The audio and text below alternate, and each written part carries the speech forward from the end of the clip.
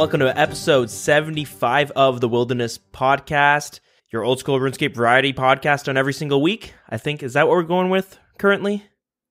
As of right now, yeah, I guess. Okay, well, we'll stick with that one. I'm your host, Dilz, and with me every single week is Deegan. Hey, how's it going? The going's pretty good. How's it going with you? Not too bad.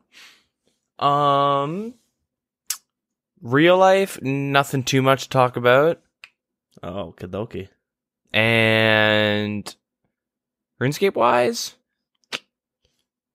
I guess the usual, a couple Vorkath kills, some raids, and some Sire. Yeah. Any big loot? Only thing I got was a whip from Sire. That's about it. The rest is just typical stuff. It's not bad. Nothing from raids, nothing from Vorkath. Nice. I think that's it, though. I haven't really done too much. I've kind of just been doing the same couple things on RS the past, month. Oh, no, we did some Bandos on the weekend, but didn't get anything from that. Yeah, that was, that's always pretty fun. It's more fun to do those God Wars bosses in a group than it is to do it solo. Yeah. I know we've touched on it before, but it's crazy how with a solo run, you'll get a couple kills, and then with a group, you can get 30 kills divided amongst yourselves. You know what I mean? Yeah, if you're there with 4 people, you can pretty much stay there forever. Yeah, it's not a bando specifically. But yeah, I don't know. What about you? What'd you do this week?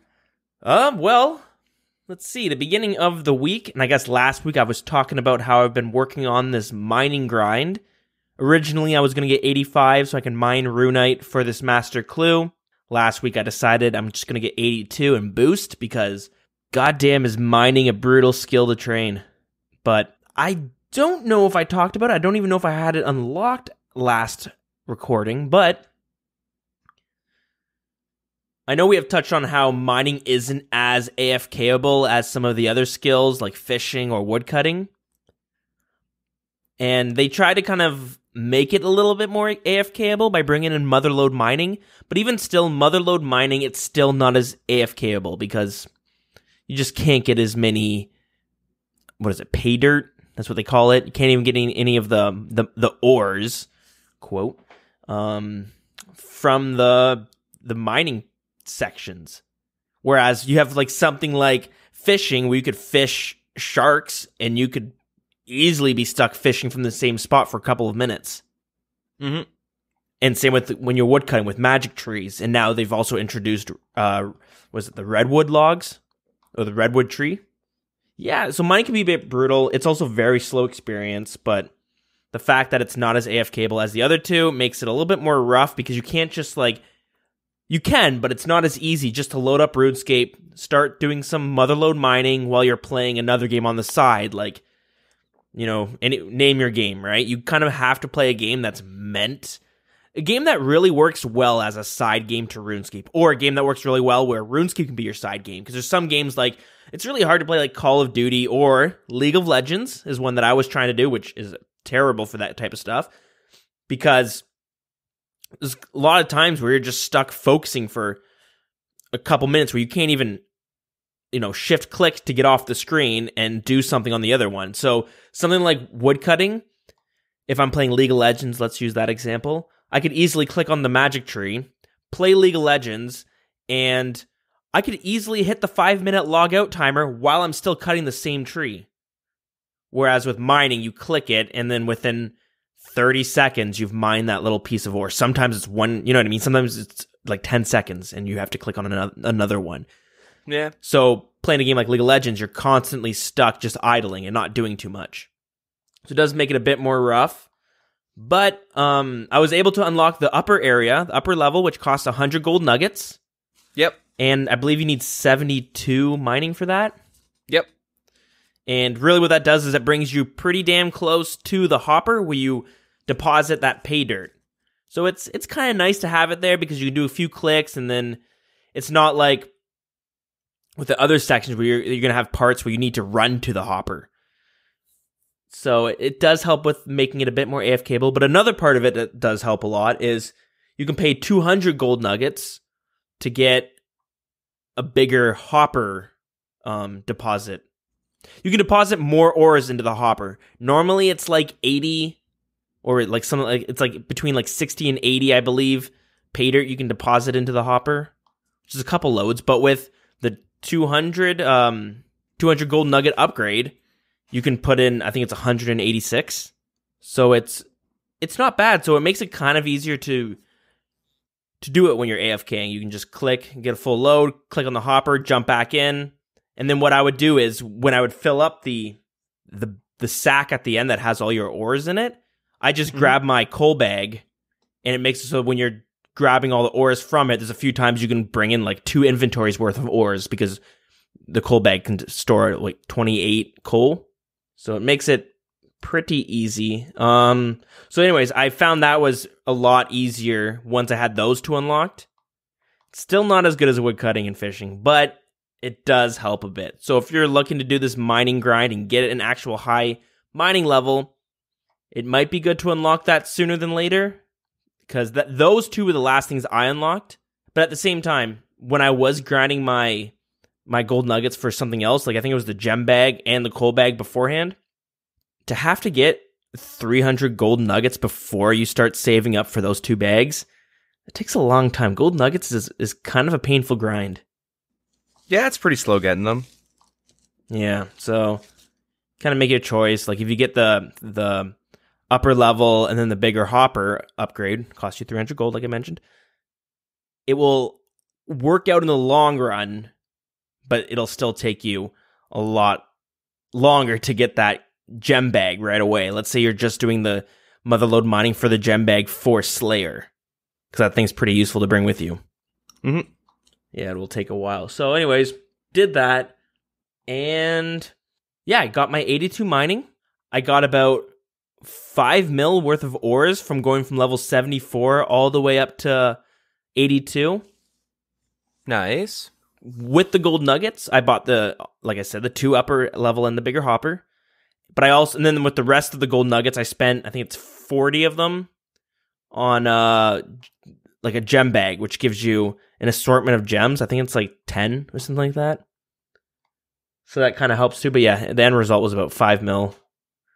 So that's, I mean, it's nice to have it, seeing how I was just going for the levels, but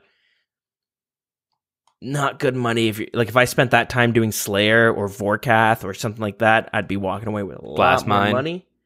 Yeah, even blast mining. You make a lot more, yeah. Yeah, but yeah, it was nope, just did the motherlode mining. Anyways, after that, completed the master clue. And well, not completed the master clue, but completed that step. And immediately after that step, I got hit with burn a redwood log. Nice. Yeah, you need 90 fire making for that. And I already had 85, probably from a clue scroll before.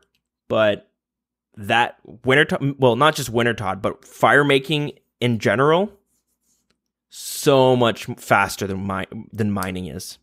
Oh, yeah. Like, I got that in a couple days from 85 to 90. Mm-hmm. So that's fucking sweet. Yeah, fire making's my lowest skill right now. What? It's so fast to level up. I was getting like 250k experience an hour, and I was still kind of AFKing a bit because I'd be doing other shit on the side. Wintertodt? Yeah, Wintertodt. Yeah. I don't know. I just find it's pretty much a waste of time. I mean, like, unless you need it for a master clue, that makes sense. But like, I'm not gonna fire make just for the sake of it. Like, mine's only like 67 right now. It's just like, okay, yeah, I could just do a bunch of Wintertodt for like, you know, a couple days and like get up to like 80 or 90. But what's the point, you know? I don't really want to get in those 2K worlds that bad. True, yeah, I feel you. But luckily you do make some money off of it. Like, sometimes it's depending on what your other skills are. So if you have a higher mining and a higher wood cutting and higher farming, you'll be getting better rewards from it. But there's a few times that open up the crate and I'd get 3 snapdragon seeds and what was it? I think I got 4 snapdragon seeds and then a U seed or 2 U seeds. Like, it equaled to about 200k or maybe even more. And that, you know, that's in 5 minutes worth of Wintertodt. Yeah. So you can get lucky and get some nice crates. But yeah, Wintertodt was it was an update that came out probably a year and a half ago, give or take, and yeah, it came into TzHaar and was a new way you could train fire making, because the problem with fire making beforehand, it was basically a skill you were literally burning money. You just burnt logs, and it was fast to train, kind of boring and kind of pointless. But with Wintertodt, it gave you a reason to do it. There's a lot of Iron Men and hardcore Iron Men that do it. They do it right away because you can take damage from it. It's a dangerous minigame. I don't even know if it's considered a minigame, but it's like a skilling boss sort of. Yeah. And it's percentage based. So if you do it at like, you were doing it on your hardcore Iron Man for a while, weren't you? Yeah, I've done a little bit of, I've done more Wintertodt on my hardcore Iron Man that I never play than my main. Yeah, it's funny. My hardcore Iron Man's 83 fire making, so it's a lot higher than my main. Yeah, which is in the 60s.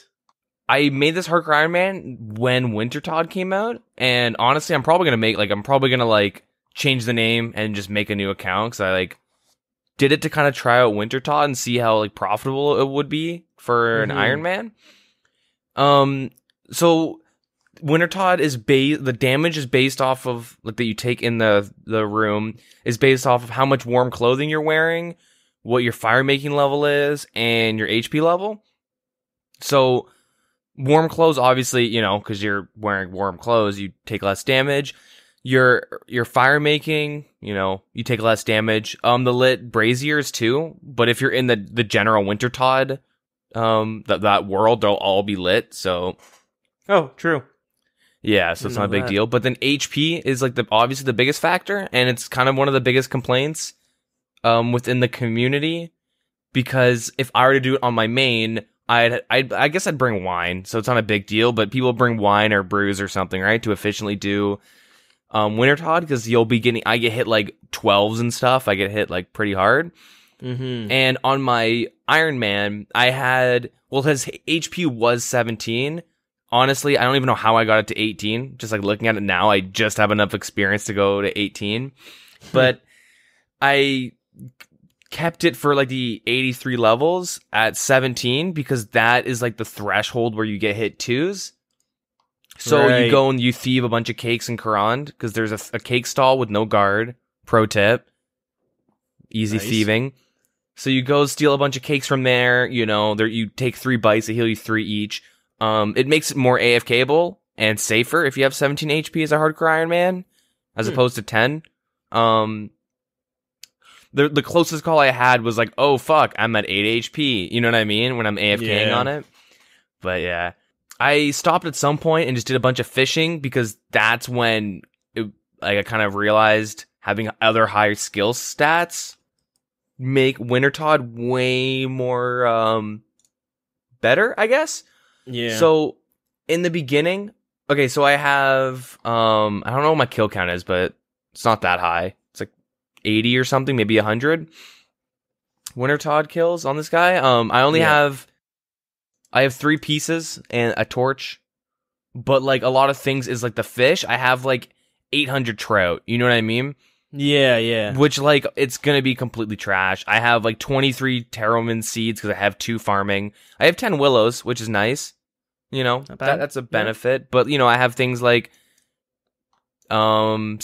Tarrowmans. I have 8 Renars. You know what I mean? 30 sharks. I have a lot of the lower tier materials. Yeah. Lots of maple logs. So I do want to test out making an Iron Man and skilling to a bunch of really high stats, and then doing Wintertodt to 99. Yeah. Just keep him as a skiller, and just to kind of see how that, pans out, I guess. But honestly, if I'm ever to do fire making on my main, I'd probably just burn logs or something, so it's a lot faster. Yeah. Sorry. But with Wintertodt, I find it more fun. It's more interactive. There's a chest that you can kind of open up at the end of each round, and you kind of it's kind of more exciting. Yeah. But yeah, that's true. To each their own, because the burning the logs is faster experience. That's why Wintertodt works out. You don't see as many people complaining about it. A little more AFK, more fun. Well, not AFK, but click intensive. Yeah, you kind of do have to pay attention because you take periodic damage, which which interrupts your skilling. Mhm. And plus you can make some money too, and decent resources. Yeah, and there's also a pet you can get. Yep, cool cosmetics, all that stuff. Yeah, and going back to the Iron Man, the reason you see a lot of low-level Iron Man doing it as well is because, yeah, as Deegan was mentioning, the rewards you can get, like the trout and stuff like that, they're really good to have at a low-level Iron Man. You know what I mean? You got starter food, you get these seeds that you can start planting and training herblore. It gives you all this resources you can start leveling your skills with. For non-Iron Men, if you have a higher skills, you're just making raw money for the most part. Like you sell it, you make decent cash from that. Mm-hmm. But Iron Man are looking for the Harlander seeds aren't that useful for a normal account. But for an Iron Man, it's great because training herblore is a pain in the ass. So now you're able to, farm these little herbs and energy you know what I mean? Just whatever it is, they're useful at a lower level for an Iron Man, more so than a normal account. Yeah. I should mention I have 178k on this account. Ooh. And I haven't done the stronghold or anything like that. So you do get some good starting cash in general. Yep. So that's also a big factor. I have a rune pickaxe on this guy and I have no idea why. I bought one at some point. I'm just staring at his bank right now. I have no idea why the hell I have a rune pickaxe. I guess I went and bought one at some point. Yeah, that's weird. But yeah. Anyways, sorry to kind of derail you there. What else did you do this week? No, that's so yeah, I trained that. Got 90 fire making. Yeah, I made some fair cash from that, but nothing too nice. I still need to get all the uniques, but anyways, not important. So when I did the master clue scroll, and the big reward we got was like 600k. Wow. Wow. Thank God you did the master clue, eh? Yeah, it was good. Yeah, so I think you average out. I was trying to see if I could find a list of the average GP amount each clue scroll was worth. Oh, right here, sorry. So yeah, the average of clue scrolls, I'm just pulling off this from the RS Buddy website, which doesn't seem too right. Okay, so this is factoring in all the rewards and then just averaging how rare it is to get them or something like that. Or I think it's taken what everybody gets from OS Buddy and factoring that in. All right, so take this with a grain of salt. Yeah, so I was hoping I could find something that was you're most likely going to get this much GP. So it says easy average is about 32k, even though I feel like it should be 15k, but this is I don't know, what would you say? 10? I'd say 10k almost. Well, you have to keep in mind that the numbers are skewed a bit because it's the big unique items that you get from the clues that'll get factored in and that'll boost up heavily. Yeah. So I would say though, if you're gonna do an easy clue scroll, chances are you're gonna get something worth under 10k. So medium, the OS Buddy is saying 144k. I feel like you're gonna be looking at something around 20k. Yeah, I don't do clues, so. Oh, true. So hard clue scrolls, OS Buddy is saying about the same amount. It's actually saying 144k, but 0.37, so 370 GP, which is less than the mediums. But anyways, with a hard clue scroll, you're looking at probably something between 50 and 60k. 50 and 80k, around that range, if I were to guess. Yeah. The reason why mediums and hards are saying they're the same is because people farm mediums for the ranger boots. Yeah, exactly. You can buy or harvest eclectic imps and do medium clues, and yeah. Yeah, and those are worth, what's ranger boots at? 20, probably 22, 23 mil? Close, 34 mil. Really? It's at 34 mil now? Apparently. Dude, I'm happy about my Pegasians at 23 mil. God damn. Yeah, they're You have the Dragon Hunter crossbow buff to blame for that. No kidding. So yeah, that's a bit pricey. And then with hard clue scrolls, really the big drops. You can get the third age, but those are so rare that good luck. Half the time you're just getting rune trim pieces, which aren't worth basically anything anymore. So that's why they're about average out to about the same. Yeah, but anyways, with a hard clue scroll, expect between 50 and 80k. Again, this is me just trying to guess about how many I've done. It's been a while. Elite clue scrolls, this is saying here, about 377k. That's the average. I think you should be expecting between like 150k and 250k. And then a master clue scroll is about, OS Buddy saying, 457,000 on average. And maybe I'm getting this wrong with the elite clue scroll, but the master clue, I would almost want to say, like, expect to be getting something around 300k, maybe 400k, if I were to guess. So with easy, you're getting, what is it, bronze? No, sorry, with easy, you're getting just real trash gear. You're getting like studded leather and stuff like that. Willow longbows. Mediums, you're getting adamant gear. And yew bows and stuff like that. I'm just saying adamant and yew bows. There's a bunch you can get, but you almost always get a random piece of melee armor and a bow. And with mediums, you're getting adamant and yew. With hards, it's rune and magic short bow. Whereas elite clue scroll, it's also rune, and you get some dragon weapons, but you usually get a couple rune pieces. And the master clue, you're getting probably like more dragon weapons and shit like that. So I'm having trouble finding useful websites or anything like that can give good estimates on things. But anyways, let's move on. That's all I got. Now I'm back to the Vedian grind. Gonna finish off my Slayer. And I've almost lost sight that I've been working towards 99 attack. I'm at 98 still because I've been doing all this other bullshit instead. So, yeah, doing some Vedian, because I got to finish that task up and get back to leveling up training my attack combat. Training my attack skill. Get that to 99 and we're good to go. Besides that, not really doing a whole lot else. Like I said, I've been kind of tied up with the stupid master clue, but, I do enjoy them, but you get stuck in these stupid-ass grinds. Yeah. All right, but, I think we can move on to the news. What do you think? Yeah, I think it's time. Oh, it's time.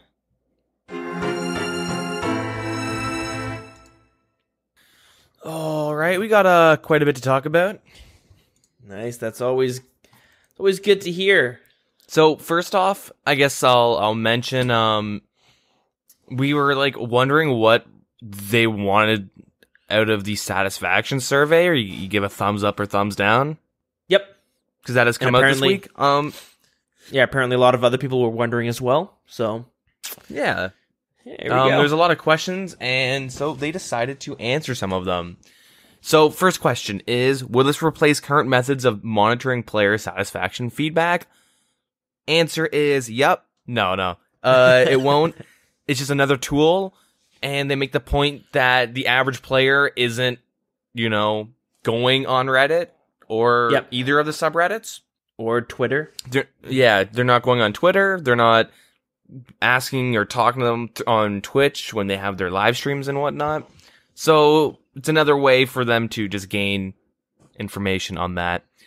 Yeah, here's the problem, is a lot of these different communities fall into this quote-unquote hive mind, where like you'll see all these popular suggestions on Reddit, or you'll see this like opinion being like, this is shit, keep it out, and they just seem to pop up to the top of the front page of that subreddit.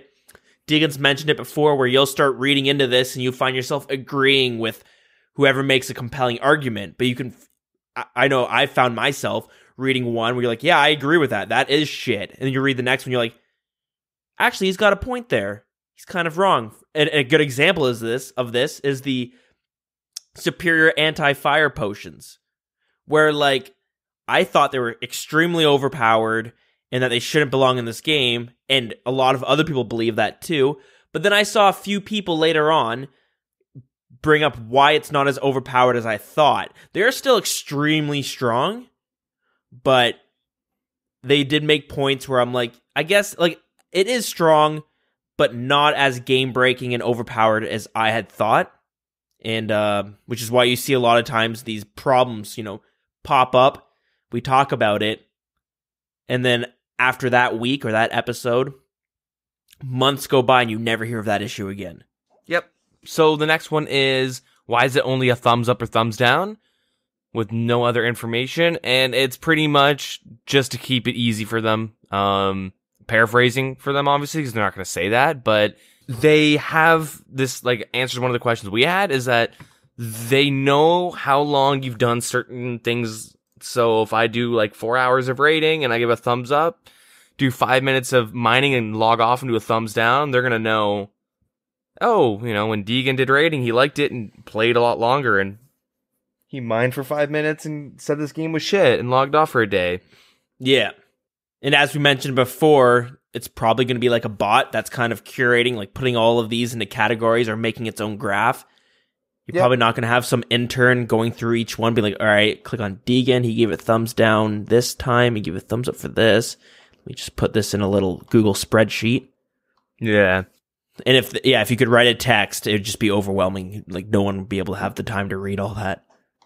Yeah. Which goes to the next question is, why is there no text field? And pretty much what we just said. Keep it short and simple. Next question is, what will you use it for? And at the moment, they just want to see how happy you are. And it's just a simple way to gather information. In the future, it is possible that they'll tie in the thumbs up or thumbs down with certain pieces of content. Also with individual game updates. And last question is, will you share the information with us? And they expect to. They want to in the future. Yeah, they'll probably use it for certain reasons of certain updates. They'll probably reference the thumbs up, thumbs down ratio. They could use it to argue against, like, let's say on the subreddit one day, someone might say, nobody likes the Rev Caves, it fucking sucks. It's like, nobody likes to do it, nobody likes to PK there. They might be able to use the argument like, well, our data shows 80% of the people give it a thumbs up when they've done exclusively the raids for that gaming session, right? Yep. And they do these streams where they pull up a bunch of data and they show you like what the community thinks, what the community likes to do about certain things. I know I've seen a bunch of ones in the past, so they could have a stream just going through this type of shit. Yeah, that is it for the satisfaction surveys, though. Cool. And we shall move on to the dev blog, Theater of Blood. Whoop, whoop, whoop, whoop, whoop. I feel, okay, I'm a little torn. I'll just mention, I'll go back to why I feel a little bit torn about this raid now, but we'll start. Theater of Blood, it is the new raid that we have talked about that will be coming out in the future. Yeah, in the future. Yeah, it is set in the east of the Mire Ditch. If you look at any of the artwork, it does look super cool. One of the bosses they showed, his name is Zarpus, and he looks kind of cool. I mean, it's kind of lame they showed us a half-rendered thing of it, but he looks pretty cool. The queen, the fat queen chick, Ursula 2.0, I watched them do the art stream on that, and that looks really cool. Oh, good. I missed that one. Yeah, it was pretty sweet. Mod Ghost was just doing some artwork, and mods would come in for 30 minutes to an hour and talk. So like, I watched Ash and Wolf come in and chat to with everybody while he was doing the art. Nice. Yeah, it's really cool. It's a shame though, because only I say only, but only 1,000 people tuned in.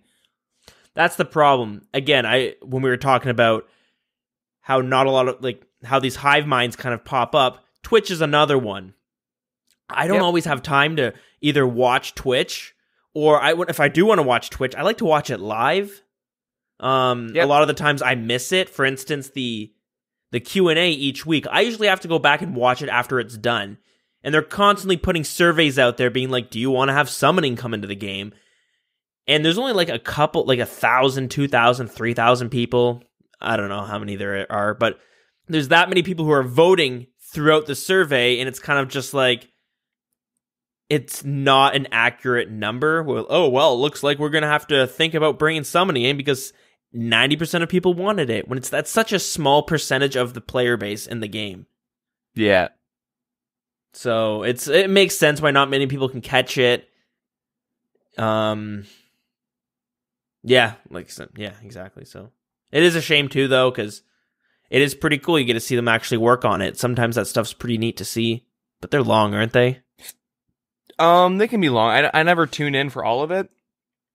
It's something I'm dicking around on RS or whatever, and I just open up the art stream and just kind of like listened and watched a bit as I was just doing whatever. Yeah, there's a few times I go check out the videos on the Twitch channel, and it's just like 5-hour stream of creating this boss. I'm like, wow, that's so you're just streaming your workday at that point. Yeah. There are mods that come in and chat with the chat though. Oh yeah, definitely. Yeah, they'll all come in and talk. It is really interesting watching. It's not just gonna be him getting up and going to take a piss for 5 minutes or whatever it is. Yeah. Just nothing going on. You just hear like office chatter in the back. Somebody's got a case of the Mondays. That type of shit. Well, I guess like, bloody hell, mate, we got a bloody case of the Mondays, mate. It's my botched British impression of the month. Anyways, it is really interesting watching him use the in-house program. They have like their own art program they use to make this. Yeah, it's pretty interesting. Microsoft Paint. Yeah, pretty much. A lot more line tools than we'd expect, you know. Yeah.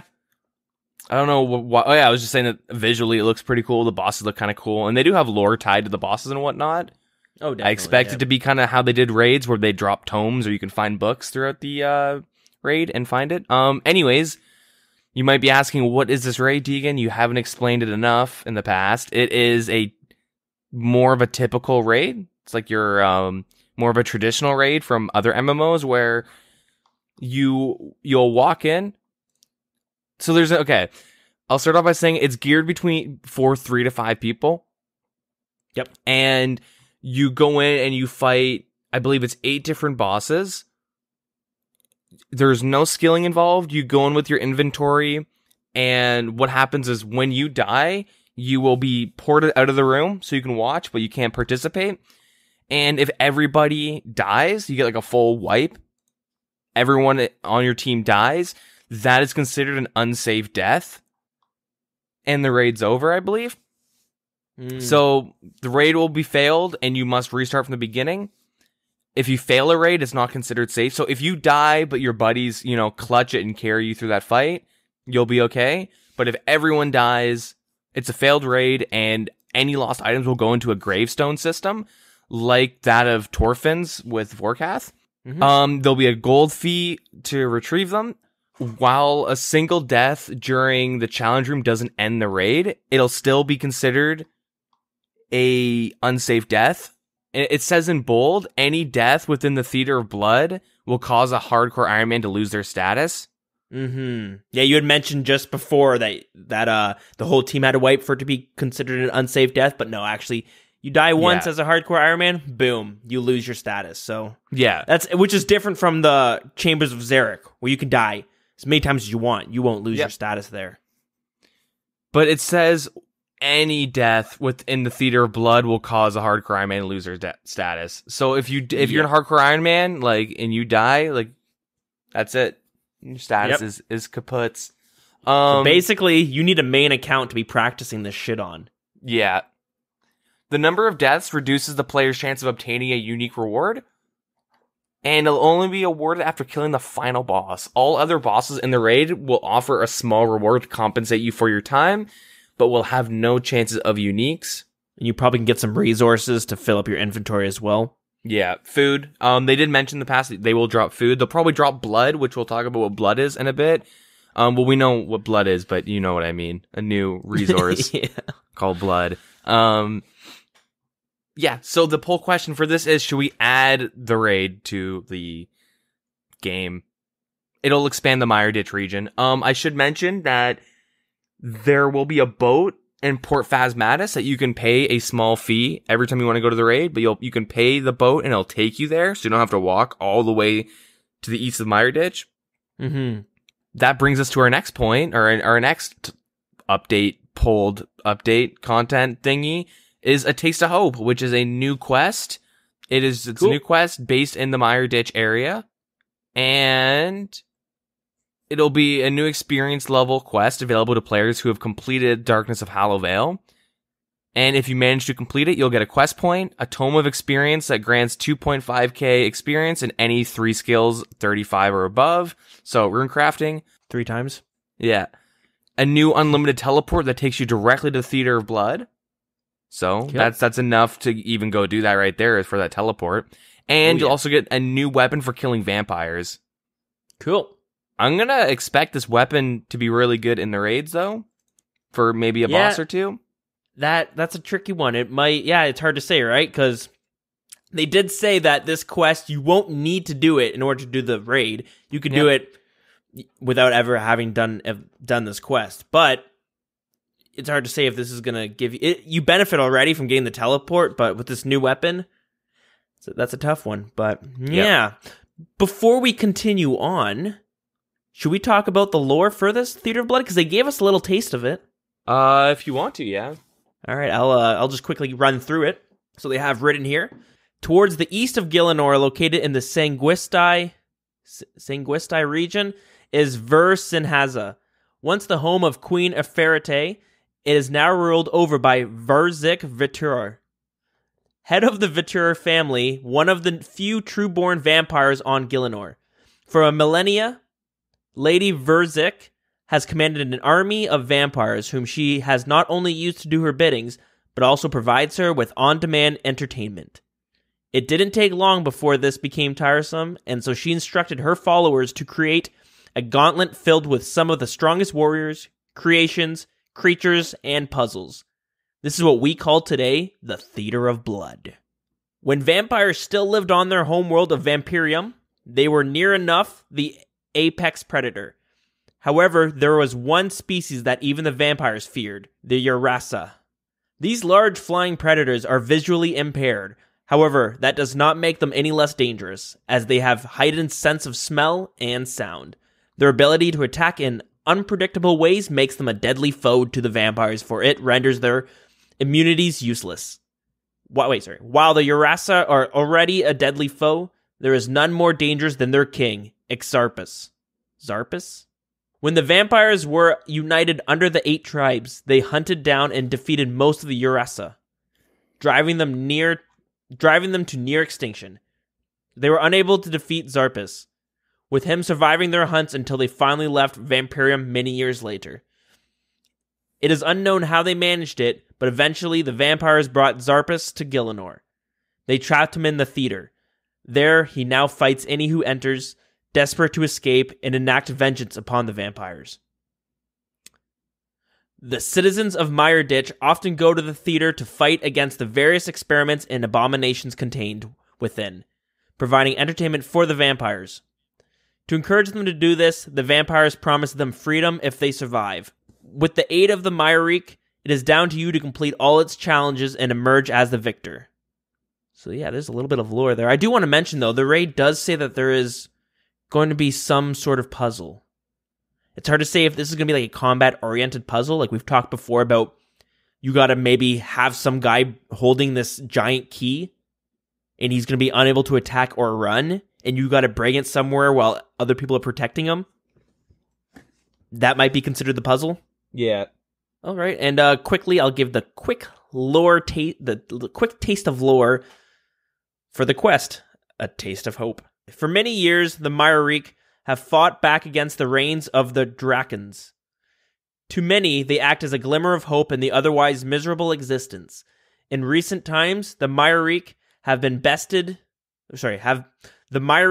beset by disaster, with numerous members meeting a gruesome end at the hands of Van Stromklaws, the brutal henchmen of the Drakens. However, while the Myrique may be in their darkest hour, hope still remains, thanks to a recent discovery in the laboratories deep beneath the Mire Ditch. The Myrique may have finally found a way to take the fight to the vampires. They will do just that in the latest installment of the Myrique questline, A Taste of Hope. So yeah, that's pretty much it for the general stuff. Now we'll get into the raid rewards, and I think I figured out why a lot of items don't pass in the polls. Is it because they're PvP items? No, not that. It's Jagex, and they did this before, where we'll talk about the vials of blood and the new potions. So keep in mind, when they first teased about this, they said that they're going to be really strong, but when you take a sip of it, it'll hurt you. Okay. And like they said, about 10 HP whenever you took a sip from the potion, but the potions would be really good. And now they're going back on that. They say it's not good if they were to lower your HP by 10 because they're not strong as they expected, not as strong as they expected. So keep this in mind. None of these potions will actually hurt your HP. Some of them are really good. Some of them are okay. But yeah, so the first one is the Bastion potion. Let me just quickly step in and say the lore tied to this one. I hope you guys enjoy the lore for this, because there's a little bit for each one. Anyways, the vampires have long believed that there is a great power in blood, a belief that has only increased with the recent experiments with, Haemalchemy. Haemalchemy, yeah. Haemalchemy, okay. These vials contain modified blood that enhances the power of potions and can be used to charge new weapons found from within the theater of blood. All right, your turn. Yeah, so the first potion is the Bastion potion. It's a potion that boosts range and defense by the same amounts. So you use a ranging potion, a super defense potion, and sorry. It raises it by the same amount as a ranging potion and a super defense. So you mix the potion, you need 80 herb lore, and you need a vial of blood, a cadentine, and a wine of Zamarok. 155 herb lore experience. That's just like a new version of a range potion that gets your defense up a bit as well. It's the range potion variant of the super combat potion, right? Yeah. Yeah, this is pulled if it should be added into the game. The next one is the Battle Mage potion. So it's the same thing. It's mage and defense with the same amounts that, using a magic potion and super defense. You need a vial of blood, a cadentine, and a potato cactus. 80 herb lore, 155 experience granted per potion. This is pulled. What do you think about those two right there? Yay or nay? I think they won't be used at all. No, I think they're good for like PKing and stuff. Or yeah, something like that. Or maybe like if you're doing maybe a boss. The Bastion. Magic potions in general are super weak. Yeah, they're very. Yeah, I do bring some when I do like the Cave Kraken, because I don't have 15-20 mil for the heart. Yeah, I mean, honestly, I don't even bother bringing it. It boosts, the boost is so minor that like I rarely use it unless it's like I need that extra level for something, right? If I'm using Fire Surge, then I'll bring it. But in general, like, no, I don't. Yeah. I don't use one. Like the Bastion I could see being used for PKing, Battle Mage, unless you're like some pure that doesn't have, or you're someone who doesn't have the magic level for something and you're, whatever. Battle Mage I won't see as much use. But you're okay with these coming into the game? Yeah. I mean, it'd be kind of stupid to not bring them in. They're not the best. Not really doing anything in the game. They're interesting, Yeah. We already have the super combat, so maybe the Battle Mage potion would be a bit better to bring to like Kraken, because now you're also getting defense. But who knows? But yeah, the next one is the Totality potion. So it's a potion that boosts attack, strength, defense, range, and magic. Uses the same amounts by using a super combat potion and a range potion and a magic potion. So it's just like using all of those potions, using a super combat, range, and a mage potion at once. Yep. You need 96 herb lore to make it, and the ingredients you'll need is a super combat potion, a range and mage potion, a vial of blood, and a torso. Completing the full potion grants 180 experience. Aren't you pissed you have all those unfinished torso potions now? No, I don't have the torso. You don't have them in a potion? No, it's like Toad Flax or something. Oh, okay. Anyways, what do you think about this potion? It is really strong. It's really strong, I agree. I'm just trying to... It is good, but really it just kind of saves you inventory from having the other ones. I was like, for my first knee-jerk reaction was like, whoa, nope, too much, get this out. But then I'm like thinking about it, like, it'll be really expensive. It'll be great for Tribrid PKing. But how many situations are you using all 3 attack styles for things raids. Besides PKing? Yeah, raids. Again, you'll bring this into a raid, like that saves. Like the only thing is that it's kind of weird to think at one point. I thought it was silly, and a lot of people thought it was silly that a super combat potion was coming in because now attack, strength, and defense, like you don't actually use them.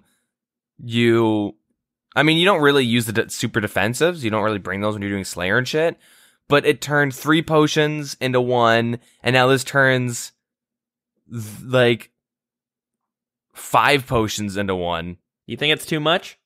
I mean, at the end of the day, all it does is it saves me 1 inventory slot for like raids, which is actually like for Xerix, that's quite a bit. Be able to bring another item or something.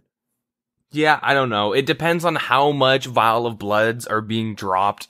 Like, they don't specify, hey, you kill a guy, you're getting... What if you got 10 Vials of Blood per drop on a boss, right? Yeah, I mean, yeah. If it's like... If a Vial of Blood is as expensive as, like, a Torsil or a Snapdragon or something, I'll be more along the line... Like, if it's, you know, the rarity or, like, the price... Just, yeah, if it's, like... You know... In line with that, I'll be more okay. But if it's something like Eyes of Newts, where you can now buy packs of 10, like then you're like, okay, why is this even a fucking thing? Like, so that is a big factor. Super strong though. That is really good. Yeah, it's decent. Saves a lot of inventory space. Yeah, like I don't think it's that big of a deal. It will be expensive to have, and it will help a lot for like PvP and stuff like that, where you can just sip 1 potion and you'll save inventories, spaces. Same with raids. But it, 96 Herbal to make it. You look at the super combat potion, it's like what, 10k? Something like that. I don't know. Yeah, so this thing is just gonna be, you know what I mean? Like, I think we can almost assume 20k. If we were to guess. Personally, I don't really see a big problem with it. Yeah, the next one is the Vigor Potion.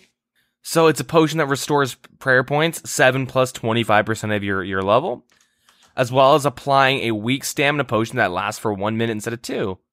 You need 88 Herblore, and you'll need a Vial of Blood, the Amylase Crystals, and a Renar. You get 110 experience for using it. Or not using it, making it, sorry. Again, I don't see a problem with this one. So this is pretty much a prayer potion plus a stamina, which with it a little bit less time on the stamina as the regular one. But I'm trying to think of how often would I need something like this? Maybe in the wilderness. Bosses like Sire, if you don't use the home teleport method or the house tab method. Yeah, that's fair. Really good for raids, especially like Olm specifically. Like amazing. Really, really strong. Sarah, disgustingly broken for Sarah. Disgustingly broken. Because when you're if you are like a high level PVMer and you're prey flicking Sarah, the biggest issues is, well, I guess if you can prey flick perfectly, you won't lose any prayer, but generally, when you're doing Sarah, the biggest issue is prayer and run energy. And it's not like, oh, I'm running out of the stamina. It's, I bring staminas, but I'm also just running out of energy and prayer. Like, if I were to do Sarah, those are my issues. I usually have to leave because I run out of prayer and energy.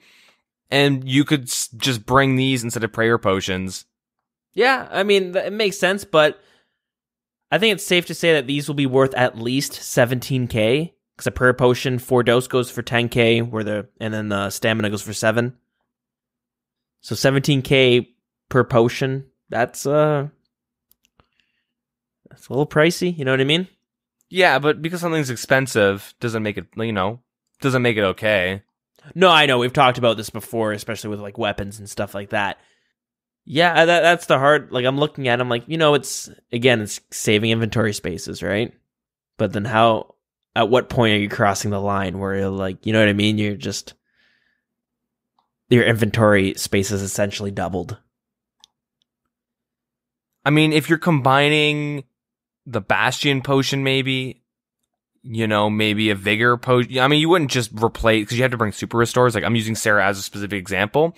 Yeah. But, like, you would bring one or two. Like, for Olm, I don't run the hand, but if you were to, you could just bring one of these and substitute out a stamina. Yeah. And that helps a lot. Like I said, like a lot of the times when you have to pray and run a lot, you're running out of run energy, not your stamina is going out of effect, right? Yeah. So I don't know. It does seem really strong, but maybe I'm like overthinking it, but I do see like it being really, really strong at Sarah and being really, really good at raids. I think a good question to ask with this potion as well, because it says it gives you the prayer points as a normal prayer potion, as well as applying a weak stamina potion effect that lasts 1 minute instead of 2. Yep. Now, right now, when you drink a stamina potion, it gives you like 20 energy. Would this be doing that? So they don't specify it, but they always end up changing things, and I feel like if it isn't, it's going to. If it is just an energy reduction, then I'll be like more okay with it. Because that's the thing, you will still run out of energy at some point, right? Unless you're standing idle for long enough to regain it. So the main thing is that if they didn't specify it, so we can assume that like that's not going to be a thing. But a lot of times they changed it last minute. They've changed a lot of things that we'll talk about in a bit last minute, and they just put it out there on us. And then it makes the community scratch their head, or like not the community, but makes people like me scratch their head and go, well, you didn't really promise that. That was like, and then it's weird. So like, even if it's not, maybe they imply it, the 20 energy. Or 10 energy. Like, it's hard to say, right? Yeah, still, I don't know. I think it's really strong. I think it's decent, but not as strong. So I'm on the other spectrum where you're more towards a no, I'm more towards a yes, but we're somewhere in the middle. So let's move on to the next. Next one is the Super Prayer Potion. So it restores 7 plus 25% of your prayer level, like a normal potion. And it has a renewal effect, so it restores 6 prayer over 30 seconds, 1 prayer point per 5 seconds. 91 Herblore to make it. You need a Violet Blood, Renar, Snapdragon, Snape Grass, and you need 120 experience for making one.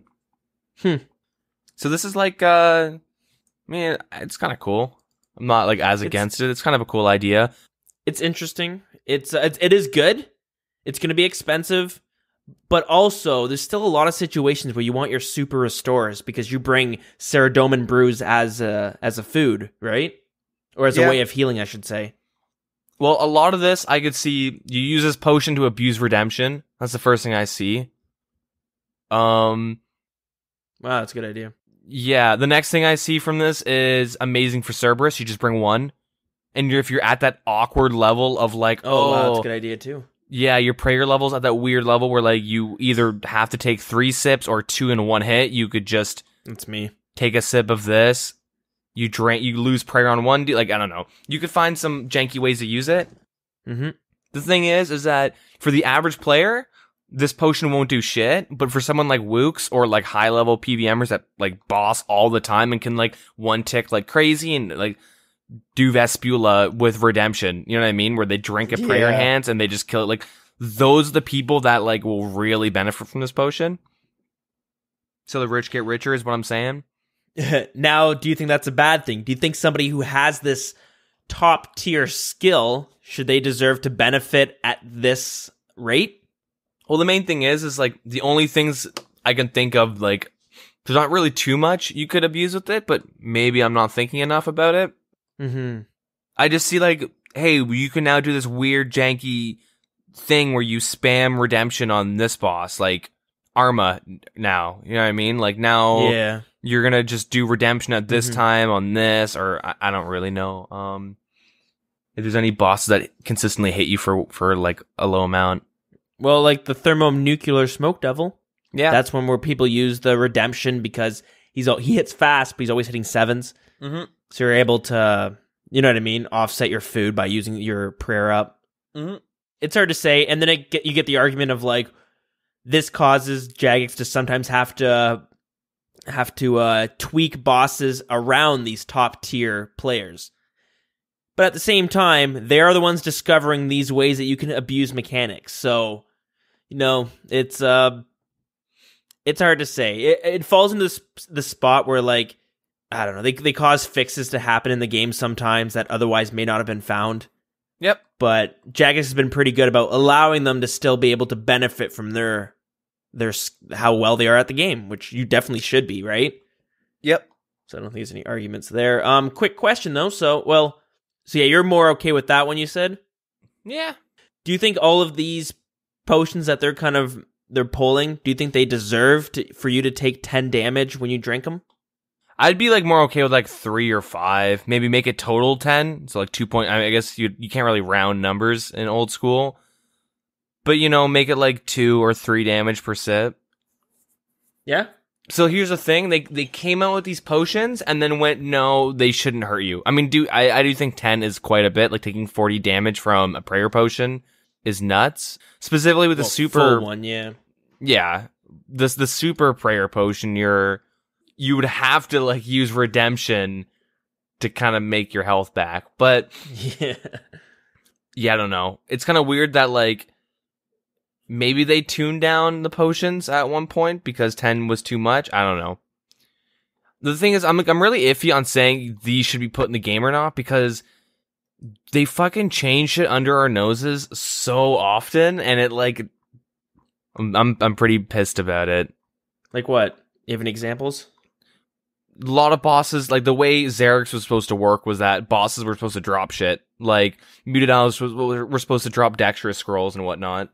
Oh yeah? They changed all that. But there are a lot of things in this update, these proposed updates. I guess this isn't really an update, but these pulled items and stuff, they changed kind of last minute, and they don't even mention it.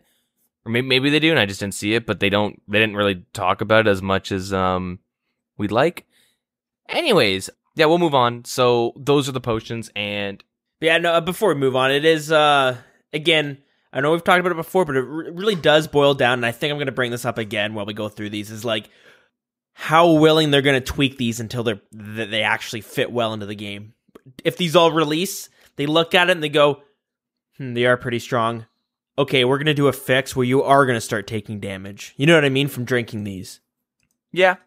It's important to do in this game. Yeah, we'll move on to the items now. So first one is the Infernal Defender. Oh, I got some lore I can touch on here. All right, do it up. During the Second Age, infernal weaponry was common amongst the forces of the Empty Lord. These weapons, crafted in the liquid fires of Infernus, were some of the most powerful around. Today, infernal weapons are incredibly rare, the secrets behind their creation having long since been lost. Lady Verzik's Infernal Defender is one of the few to still remain and is a relic from her time in the service of the Empty Lord. Do you know who the Empty Lord is? No idea. I'm pretty sure it's Zeros, the god Zeros. Oh. Someone hasn't been brushing up on their lore. We can just move on. Yeah. Okay, let's tell us about the weapons. Let's get into the numbers here.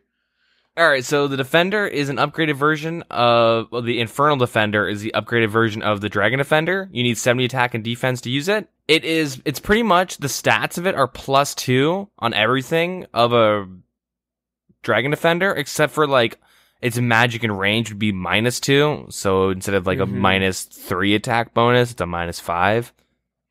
But everything else is +2 attack and defense wise. Strength, melee strength is 8, Defender 6. So it's minor buff with everything. Yeah, so you get the Infernal Hilt and you combine that with an Infernal Cape and a Defender. Nah, I wish. No, it's just the hilt and defender. The hilt is tradable, so once you combine the defender, the infernal defender is now untradeable. You can dismantle the defender to retrieve the dragon defender, but the hilt is destroyed. Does this make sense? Yep. Think of it as a like Pegasian crystal or something. I don't know. Or like I think a whip. You dismantle it. You don't get your whip back, but you get the tentacle. Yeah. Kraken tentacle. So it's kind of interesting. It's interesting the way they're doing this because it's not like we need an item sync for some items, but the dragon defender is not one of them.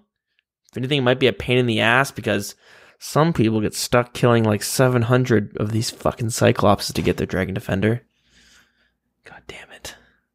Yeah. But interesting, this is the route they chose to kind of upgrade it, sort of deal. I do like how if you're maging with a defender, you're more punished now with an infernal defender. Because like, that's right. Say you're doing like Olm or something, right? And you're just switching between like mage and range and melee and stuff like that. Mm-hmm. Generally, you want to unequip your defender and like boots if you're using primordials and stuff like that. Yep. For so you don't lose on the offensive bonuses, and this would punish you harder if you don't do that. So I like it. Like, it's not the biggest upgrade, but it is definitely enough to be like, yeah, I'd be down to grind out some, some of these raids, or to like buy it and upgrade my defender. That'd be pretty nice.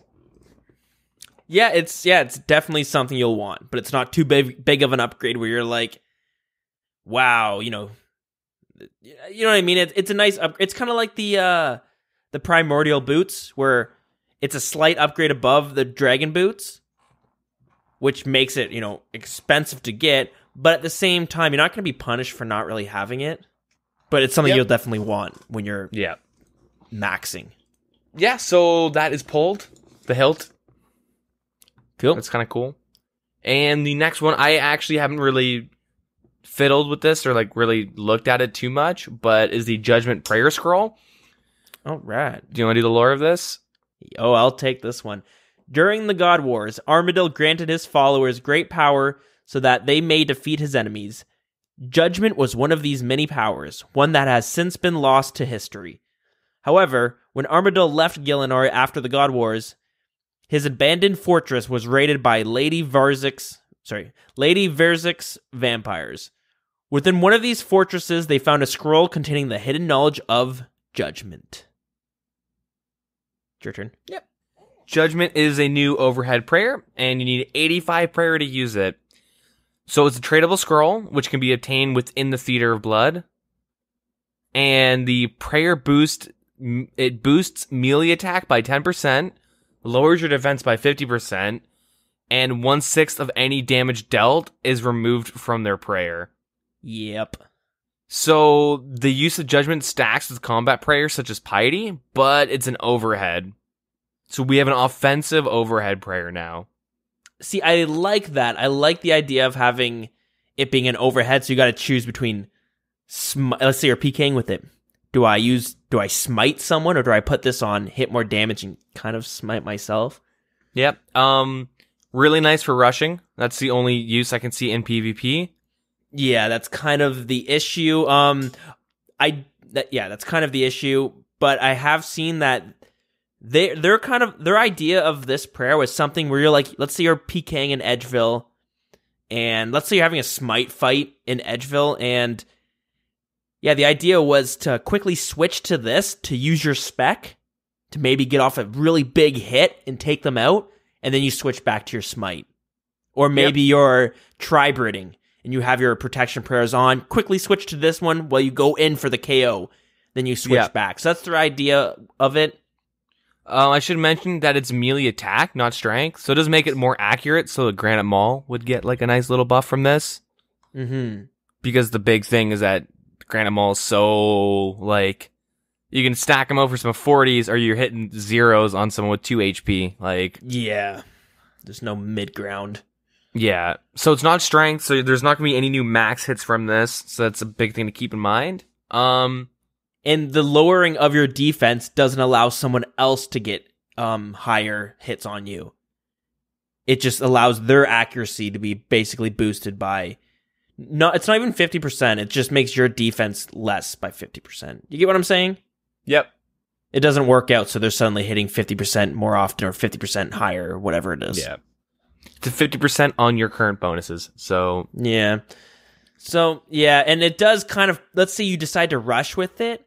Like, it'll be great for, like, one-itemers, but at the same time, if you decide to anti-rush them, you know, there's a chance they could really they could smite themselves out. Sometimes you see people who are rushing in, like, the top-tier gear because they're going to teleport as soon as they hit you anyways. Yep. So it's their way of bringing the best-in-slot gear, but luckily, with this, it gives you a chance to anti-PK, so it's kind of, I don't know, I would kind of like to see this one in action. Yep. Before I kind of give my... I like the idea of it. Yep. It would be more beneficial for peers to be using this, obviously, than like someone in max gear and shit. Yeah, Just they don't because, have defense anyways. Yeah, exactly. But yeah, that is pulled. Next item, the Sanguinesti, the Gwen Stefani staff. Gwen Stefani staff, I like it. Yeah. I don't even want to try and say it. I'm gonna call it the Gwen Stefani staff. Sanguinesti. Yeah. Do you want to do the lore? Sure. One of the more recent additions to Lady Verzik's collection, the Sanguinesti staff is a powerful weapon that was crafted by Lord Lowerneil Draken himself. The staff was given to Lady Verzik by Lord Lowerneil Draken as a reward for assisting him in their fights against the 7 priestly warriors. Okay, when are we gonna get like Lord Eddie or something? Yeah, no shit. Stupid ass names. But I don't think they they probably just type them. No one ever says it in the office.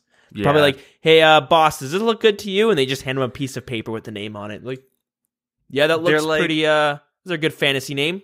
They open up Microsoft Word and they go, all right, spell check, auto, and it just makes a word for them. They just fucking hit random keys and they're set. That's good. And you see it, they have a YouTube video where it's them pronouncing these words, and there's some words where like there's 3 different pronunciations. Yeah. Yeah, so it is a new tradable magic weapon that requires 75 magic to wield. It is identical in terms of stats and damage to that of the Trident of the Swamp, but it has a 1 in 8 chance to heal you for 50% of the damage dealt when attacking an NPC. It is charged with blood runes, 4 runes per cast, so it's about 1k. Probably a little bit more depending on the day, but you know, about roughly 1k per cast. The staff does not degrade. See, when I had first read this, I kind of thought that you'd charge it with the blood runes, and then whatever spells you casted with it would give you the chance of healing. So let's say you decided to cast like Fire Wave or Fire Surge, just something else. But Teleblock? Yeah, Teleblock against an NPC. Yeah. Get some of that heals back. But anyways, they did release these into the tournament worlds, and it turns out that you just put the 4 blood runes into it, and then it shoots a spell on its own, similar to how the Trident of the Swamp works. Yeah. So I don't know how I feel about that one. I was kind of hoping you'd be able to cast your other spells with it, because suddenly it's starting to cost you a lot of runes, because you got the normal spells now. On top of that, you're casting the 4 blood runes to it. Yeah, so if you bring this to Kraken, you don't need food. Nope. You can literally do as many kills as you want, as long as you have the ability to cast this. Dagonoth Kings is the same thing. You can AFK Prime in literally AFK Prime. Like, you don't die ever. It's really strong, but it's 1k per cast. So you're not making your money back. I filled around with it a bit. What I didn't do was try using the Toxic, get down to half health, and then swap to it. Just because getting the Kraken task, and then you're like, oh, I'm doing a Kraken task on a tournament world. God damn, this is boring after 50 kills, right? It's really pricey right now. It is really good, though. Like, that heal, it's like Guthans. You know what I mean? It's Mage Guthans. It's really nice. Yeah, What I should have it is done, nice to have. I should have busted this bad boy out at like Bandos or something with low magic. Yeah. That would have been a good idea, just to see if I can do multiple kills per trip. I didn't, though. I didn't really think of that. Probably isn't that good now that I'm saying it out loud. But it's really expensive to use. Really good. It's pretty much it. It is important to note, though, that the Trident of the Swamps, it costs 535 GP per cast, so it's about half the amount as the Sanguinesti staff, and then you have the Trident of the Seas, which is it's not as strong, but it costs 367 GP per cast. Yep. The main thing is you can use the swamp and like make money off of it. You know what I mean? You can use the Trident of the Swamp on Kraken. You're walking out with some money. Oh yeah, the definitely. Staff. I mean, of course you're gonna walk out with some money, but this is like a pretty big money sink in terms of like you're there for it's just 100% convenience because the heal is nice and allows you to do like more Kraken kills per hour or not having I can get 50 Kraken kills with a normal setup, probably more now that I have better gear and stuff. I haven't done Kraken in like a year pretty much, but I was getting like 50 a trip, and with this, you're getting like, infinite pretty much. But if you have like 150 tasks, right, you're only banking 3 or 200 times, you know what I mean? Like you're only banking 3 or 4 times per task. Mm-hmm. And with this, you're not. So, like, it doesn't really boost your kills per hour by a lot. It just makes life a lot easier, but it's a big money sink. So I do like this as an item. That being said, watch them make this cheaper to use, though. Maybe, but it's also important to note, though, that the healing, while it is useful, that casting Blood Barrage will still heal you better than this thing would. Yeah, but the main you use this on like Prime and like Kraken. Those are like the big uses I see. And you don't cast Blood Barrage at those bosses. Well, actually, that's a lie. You can Blood Barrage Prime when you're doing a trio. When you're not doing a trio, when you're killing all 3 of them, people do that. I just wanted to mention this because some people might hear the fact that you can heal yourself. It is a 1 in 8 chance of it happening, whereas the Blood Barrage, it heals you by 25% of the damage, but it'll heal you every single time by 25%. Yep. And on top of that, it casts in a 3x3 square, so. Yep.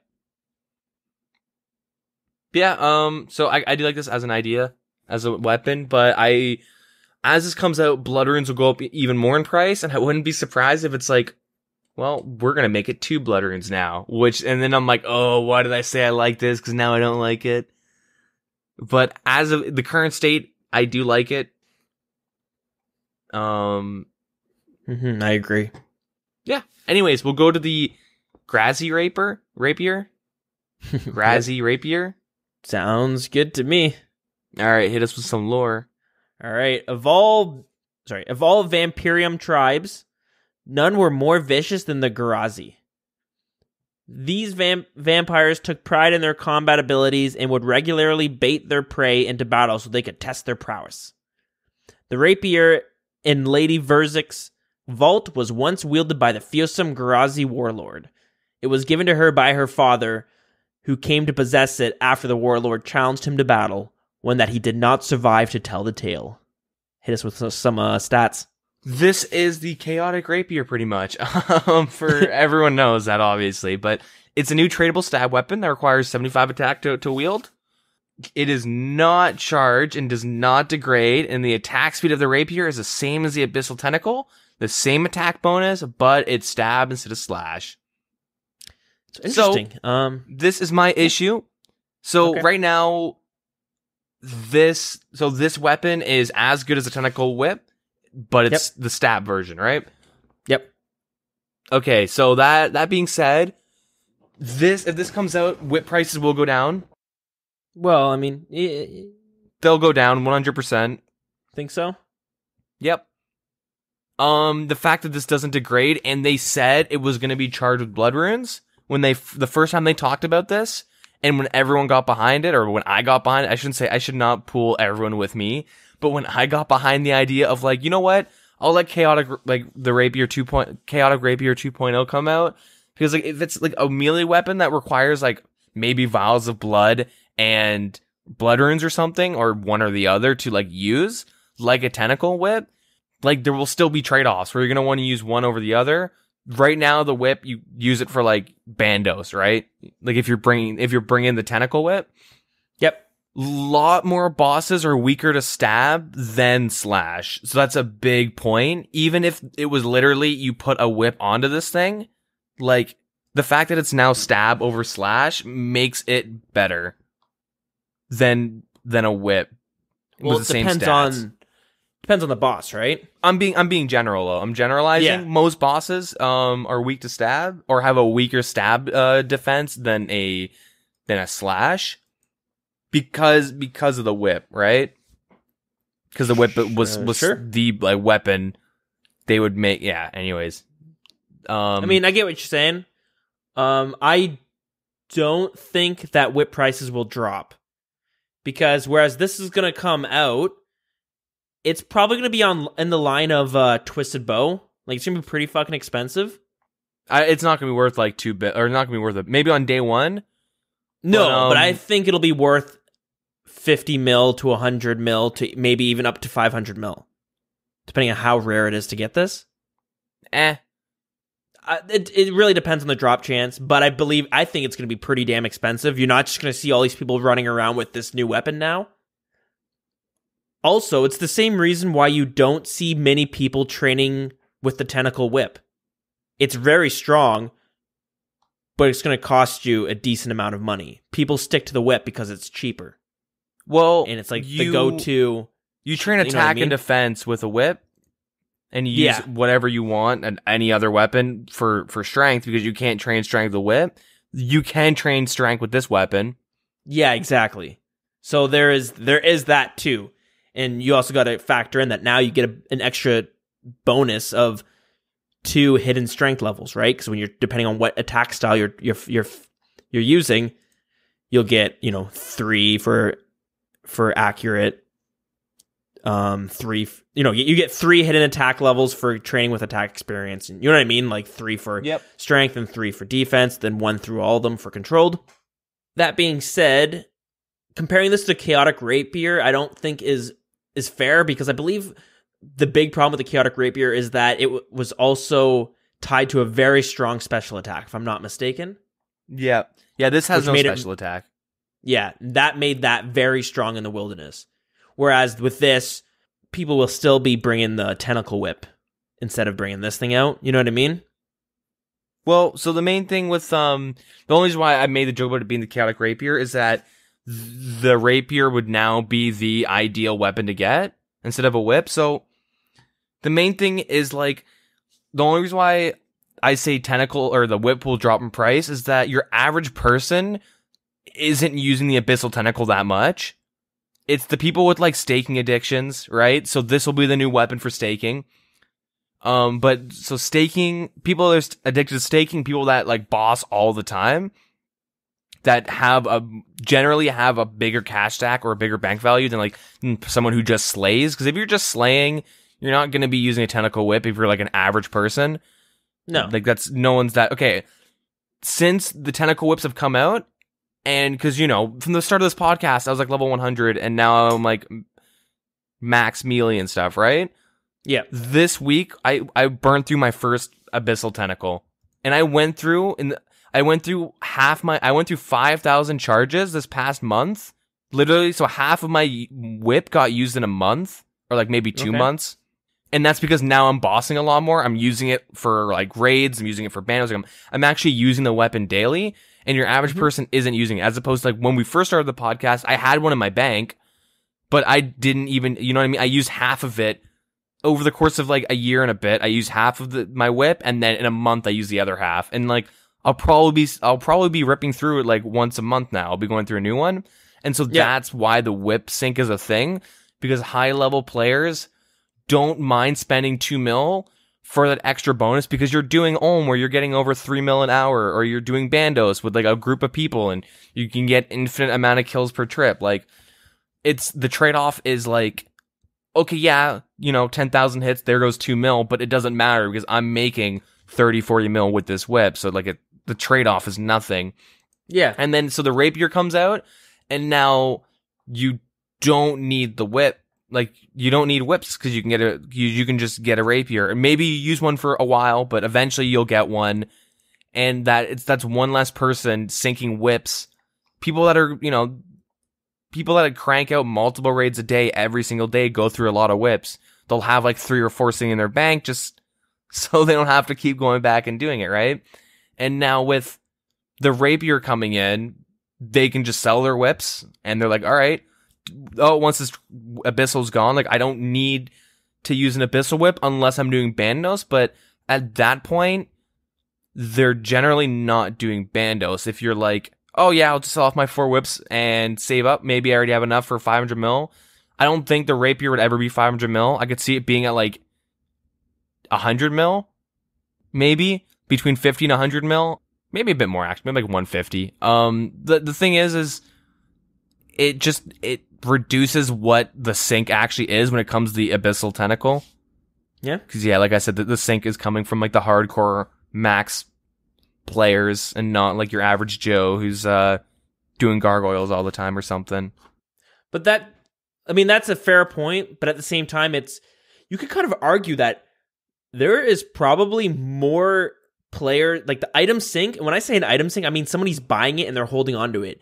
There's more people buying it and holding on to it that are like the lower levels than there are max players who are burning through these tentacle whips. Because right now, the abyssal whip's at about 2 mil, and the more players that RuneScape gets, these people are still going to be buying these whips for the first time. It's constantly happening. Whereas there's probably a ton of players burning through it as well. But I think we underestimate how many new players are like finally getting to that 70 attack and able to buy their first whip. It's just got to be happening all the time. But that stops and tapers off. Like the whole point of an item sink is that what happened like when they originally added the abyssal whip is that the game came out, people, weren't kids, they're smart, and they're like, hey, I am rushing Abbey Demons. They're like, people got on RuneScape on day 1, old school release, and they're like, okay, I'm rushing Abbey Demons. I'm going to be selling I'm going to just fucking get so many whips and sell them. I'm going to spend like a week just grinding for whips. And they did that. And then it got to the point where whips like crashed super hard because people, if you're holding on to an item that's not really sinking it, you just have an item and you're holding on to it. But in general, though, it kind of is an item sink in the sense that it's not just like people aren't just banking a bunch of these things or selling it, or you don't have to high alch it. It's just like the second somebody buys one and holds on to it forever, in general, that's one item sunk. You know what I mean? Because it's I know what you're getting at. It's the main thing is that like there will always be that the hardcore fan base, the people that went and grinded the Abbey Demons over time, it'll get to a point where like the only thing that stops you from a whip is the price and the levels. And typically, if you're a fresh player, getting 70 attack is easier than getting 2 mil. At least it was when I was leveling up. I had 70 attack, and you know what I mean? Getting that 2 mil was like, seemed a bit more challenging to me than grinding. So like what happens is, if there are like 1,000 players that want to buy a whip, and there's like 200 players that are grinding a couple whips a day, or maybe like 50 players grinding, or 100 players grinding, 2 whips a day, after a week, it's oversaturated. Like they'll get to the point where no one really wants to buy a whip because they already have it. And so that's why the sync comes in, because now you need to get rid of them and get them out of the game, blah, blah, blah, blah, blah. The whole point I'm making though is that this offsets a lot of the intended sync of the whip, and like inherently, because it's not the best attack weapon, like DPS weapon, it'll go down just inherently. That's just how the game is. People don't care as much for it, and people will be using a chaotic rapier, that there is no drawback to using this weapon. No, exactly. But you got to keep in mind that this thing is going to be a lot more expensive than the tentacle whip or just a normal whip is. I don't think we're going to see that much of a drop in price of the whip, personally. I'm not even factoring the mobile people that when the game comes out, because that's going to be a huge item sink in itself, which might cause things to go up a little bit. But I get what you're saying as well, that once I get my Grazier Rapier, I can kind of put my whips to the side or get rid of them. I'm not really going to need them as much. Yep. Like, it'll turn into, like, using, you know, going through, like, a whip every 2 months would go back to how, like, I was, where a whip literally lasted me over a year, like a tentacle whip, which isn't really a sink because it's just sitting in my bank and I'll never need a new one. Now it's like, fuck, I already ran out of charges. Okay, well, go buy another one. Okay, and like now I have like an extra whip in my bank just in case I go to Ohm and I finish the boss fight and check and I have 6 attacks left. True story. It is hard to say, but another thing to keep in mind, and this is a small little benefit, but with the tentacle whip, you do have the chance of poisoning when you attack with it. Yeah, that's true. So it is the minor benefit there. So I'm sure for like dueling, you're still going to be seeing people with the tentacle whip because you want that chance to getting that extra 6 damage off or whatever it is, but yeah. Only time will tell though, so yeah, we'll just have to check back on this in like a year from now, maybe a bit longer. Yeah, maybe a year after the raid's release. Yeah, I'll have to see what happens. Yeah, exactly. But my main gripe with it is that I got excited being like, I think that's really cool that you have to like charge a melee weapon with like blood runes or something, and then they like just went back on it and they didn't even mention why they did. But I know for a fact they said that. It's fine though. I haven't even checked the polls. I'll still vote yes to this because I do think it's time for a new weapon, and if it doesn't go out well, then hopefully Jagex changes it, and then we look. Because like right now, a lot of people argue on like community wants new items or community wants new niche items, so it doesn't power creep the items they already have. Mm-hmm. And we've been doing niche items for so long that some of them work, some of them really don't work though. Like Dragon Hunter crossbow, it was 20 mil. They buffed it. I bitched. I bought mine for 50 mil, but now it's like over 80 mil. Yeah.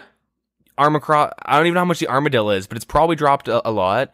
Armadillo's sitting at 28 mil. Okay, yeah. So Arma's still pretty up there, but seems to be going up actually. So okay, well that's good to see because it's weird that a niche item like overtook the best in slot general use. You know, like that's like the main thing. So if they keep, and then there's things like the Dragon Bone necklace, which is like probably it's not, but it's probably elk price by now. You know, it's at 1 mil or so. Yeah, the Guardian boots aren't worth that much.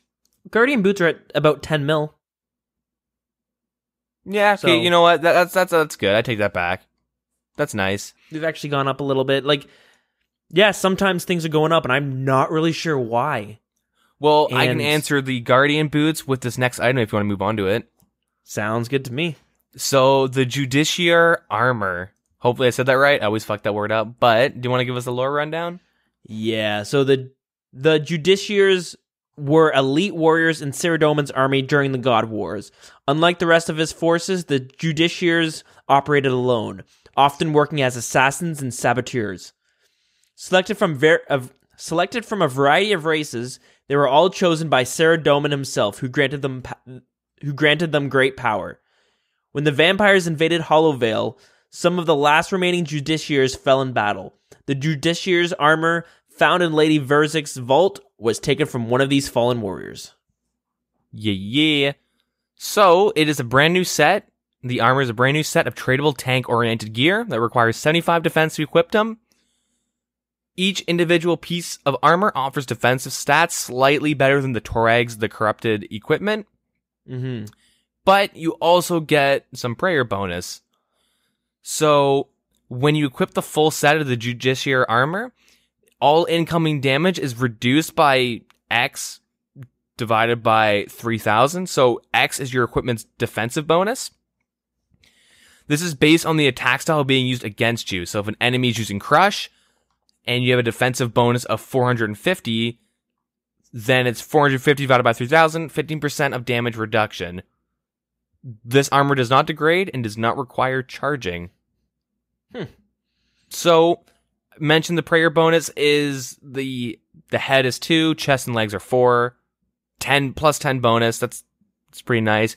But the main thing is the defensive stat set bonus. So yeah, it's like this is another version, its own version that the Elysian Spirit Shield has. Yeah, so I'm going to start off by saying we need tank armor in the game. DPS meta is really obnoxious where we go to Bandos and I'm like, I'm bringing a blowpipe even though he's got high defense. Yeah. Blowpipe is just so good, you bring max range and that's the best DPS setup. That's silly. And then tank gear, you're wearing fucking stupid gear. You know, like you don't have like a tank setup unless it's an LE. So I'm going to start by saying I really do think a tank setup is needed. But don't you remember when they said that this armor would be as good as Barrows, except for in the raid it would be best in slot? Well, see, I'm going to be bringing this up afterwards, but when they say that, they weren't talking about this gear specifically. Well, they talked about Raids 2 armor. Yeah, they were. That's what they were talking about? They didn't say the Justice card, the Judiciary armor, but they said that the armor coming from Raids 2. Mm-hmm. Which you assume, this is coming from Raids 2, it would be Torag level, maybe a little bit better than Torag's, but it is really fucking good in the raid. So if you're that guy that likes to spam Raids 2 all the time, you'll be shelling out the cash to get this. But if you're the average PVMer, you might get it because you got a big bonus on your check in Bondscape. Yeah. But no, but like in all seriousness, like there was like a set, yeah, this is okay. Because it affects the people that enjoy this type of content and it doesn't affect the game itself. Like, yeah. Even though PVM is a very, you could say, oh, like PVM, you could make it very general, but I mean, like, I really like Raids 2, so I wanted to get everything I can for Raids 2. Not like, I'm going to get best in slot armor for everything. Yeah, exactly. So, that gear you're talking about right there, this wasn't intended to be that part of any of that gear. We talked about before how, I think it was one of the J mods who make the models for like bosses and stuff like that, like one of the artists for the game. He came up with these 3 different sets of armor. One was mage, one was ranged, one was melee. They looked really badass. We posted a link in Discord and we talked about how we really liked them. Yep. Those are the ones they're talking about. That would be the Barrows outside of raids, but better in the raids. Yep. This gear though isn't one of those 3 sets. Okay. So this is like an extra gear piece that, yeah. Yeah, that being said, this gear is like really good tank gear. It's good. So my big issue is the like strength of the passive. Okay, by how much you get a defense reduction. And the thing is that it's consistent, right? It's a consistent 15% reduction. Okay, so let's say you have a fire cape, a DFS, Dragon Fire Shield, a Ring of Suffering, the Guardian Boots, like barrel gloves, right? And then you have the full Judiciary armor.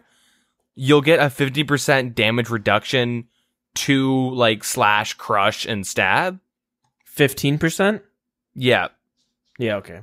Which is pretty heavy. I mean, that's not, you could, you know, wear a Fury and stuff like that, right? Whatever. But like, I'm just saying, like those pieces, like just the defensive gear alone, you have a consistent 15% damage reduction. That alone is like, it's not too, okay, minus like the set armor, because obviously that's pretty expensive, but it's not unreasonable to assume that if someone has that armor, they're not gonna, like, you know what I mean? You're gonna have, like, the Dragon Fire Shield isn't even the best shield, but, like, it's reasonable. It's, you know, it's not the Ancient Wyvern, whatever the fuck that one is. Like, yeah. I just think, like, it's really, really strong to have 50% damage reduction. It makes the Ellie not, I mean, the Ellie's still gonna be really good, but fuck, you could even bring the Ellie with you, sacrifice some defensive stats, lose, like, maybe a percentage. Yeah.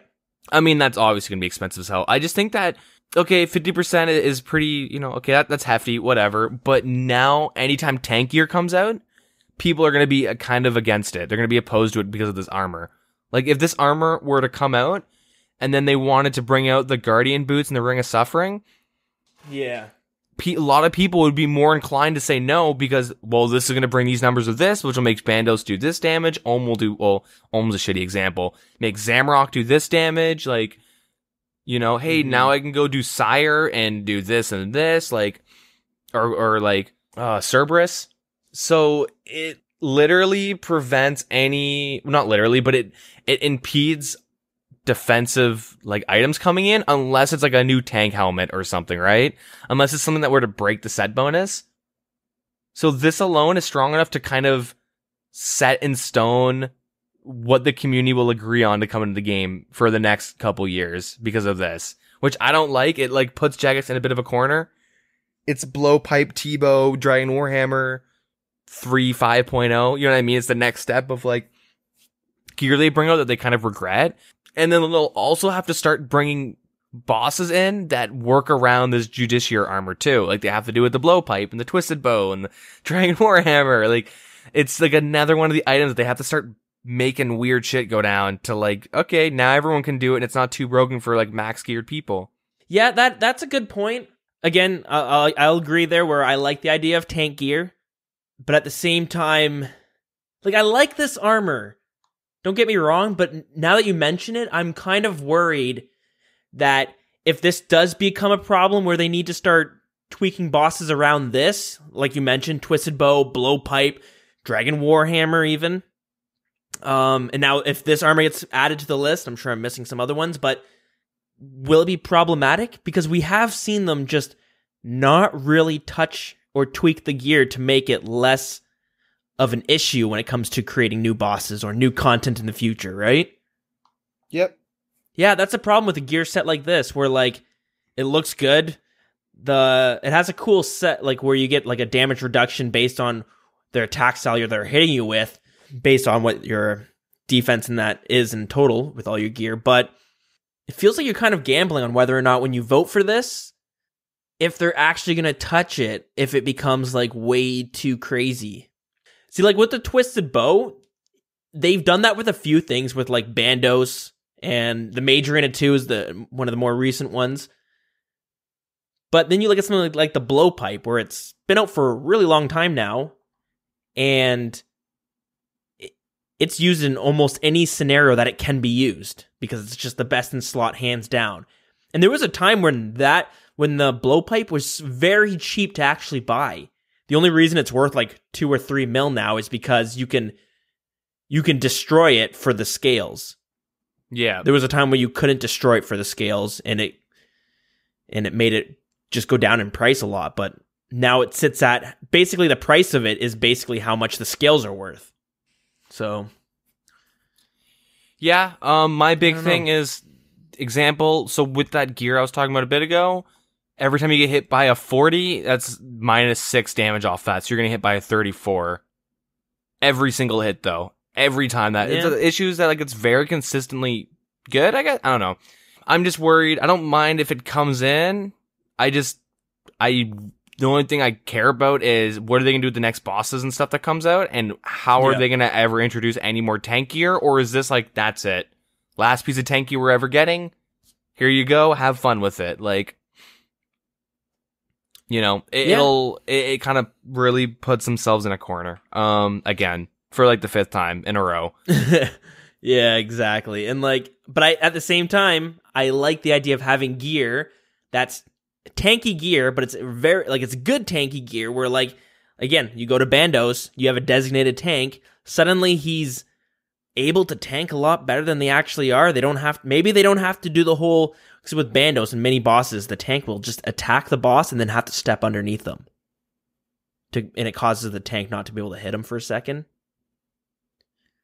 Yep. Do you think, like, I don't know how you feel, but do you think it's a good idea if gear could come out where they don't have to do that? They could stand and kind of face to face it. They won't be doing much damage, but yeah. I mean, regardless, if you're like killing like Bandos, for example, no matter what, you'll do that just because you're reducing damage in general being taken.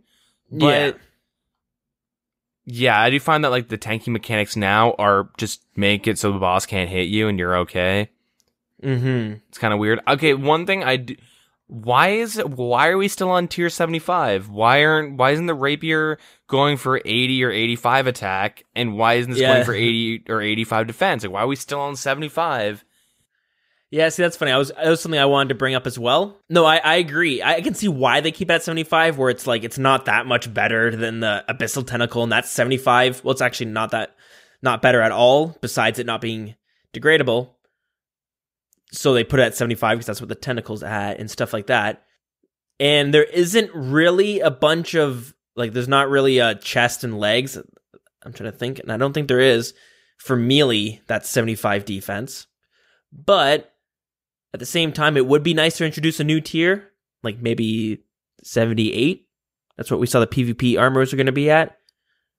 I think 78 is a good one to bring it to, and then you bring it to 80, and then eventually. But I do think that they're afraid to make that leap to the 78 tier because everyone's always worried about power creep.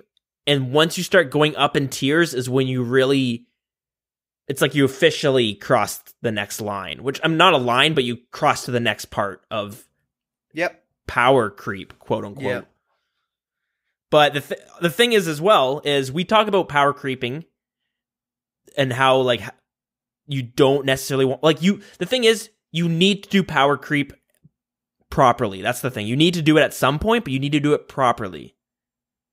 Because without a power creep, people get bored. You don't want to get stuck at Bandos being the best armor, hands down, for the rest of RuneScape's life, right? You want it to eventually have an upgrade. But at the same time, you do it too fast and you lose the room to have enough gear to keep people entertained. Because once you're at tier 99, you know what I mean? Then what? Mm-hmm. So you have to give upgrades. We got to do it properly. Yeah, it's tricky. Although this Judiciaries piece, if they were going to make a tier 78, I feel like this is the set that would be the tier 78. Yeah. You know, the Rapier could be, it looks like it'd be fine at a 75 because it's still on par with that shit. But yeah, I mean, again, like I mentioned, there isn't really a set gear that's at 75 defense right now. You know, you got like a shield and you got like a helmet. You got boots, you know what I mean? But there is missing some pieces, so. But yeah, we'll move on to though. So the next item is the Vampirium Vambraces. Do you want to give us a little lore rundown? Yeah, I'll sneak in here. The Vampirium Vambraces are amongst the oldest items in Lady Verzik's vault. They were crafted back when the vampires still lived in Vampirium. The original use was to assist the vampires in their fight against the Urasa. Yep, so the Vampirium Vambraces are a new tradable ranged hand slot item that requires 75 range and 75 defense to be equipped. Due to their age, when you first obtain them, they are broken and they require repairing. This is done by combining them with a pair of ranger gloves. Just like the Pegasian crystal is used to combine the boots, you'll do the same thing for the gloves. They're slightly more offensive. Like, they have the slightly better offensive bonuses than the Barrows gloves, and less defensive. So we kind of saw something similar to this with the Rev Caves, right? Yeah, this is like 2.0 of the gloves, and it's kind of like I said, I don't want them being in the Rev Caves because that's a lame way to get them. Make them unlock through a quest or through raids, and this is what they did. Yeah, this is kind of what they did. That being said, personally, I am not a big fan of having to use the Ranger gloves. Why is that? So I should mention that the Vambraces have a +2 strength, range strength. Barrows obviously has none, and it's got a 2 more accuracy. So like the reason I don't like the range gloves, because the range gloves, they're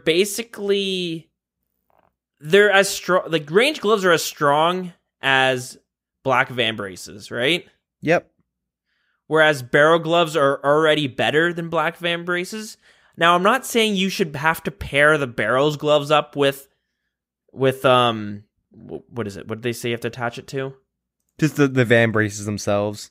Okay, so you attach. I'm not saying you should attach the barrels gloves to the Vambraces to create them, because that makes even less sense than the Inferno Defender with the Dragon Defender, because you don't need a barrels glove sync at all. I don't know. The range gloves just seems a little gimmicky.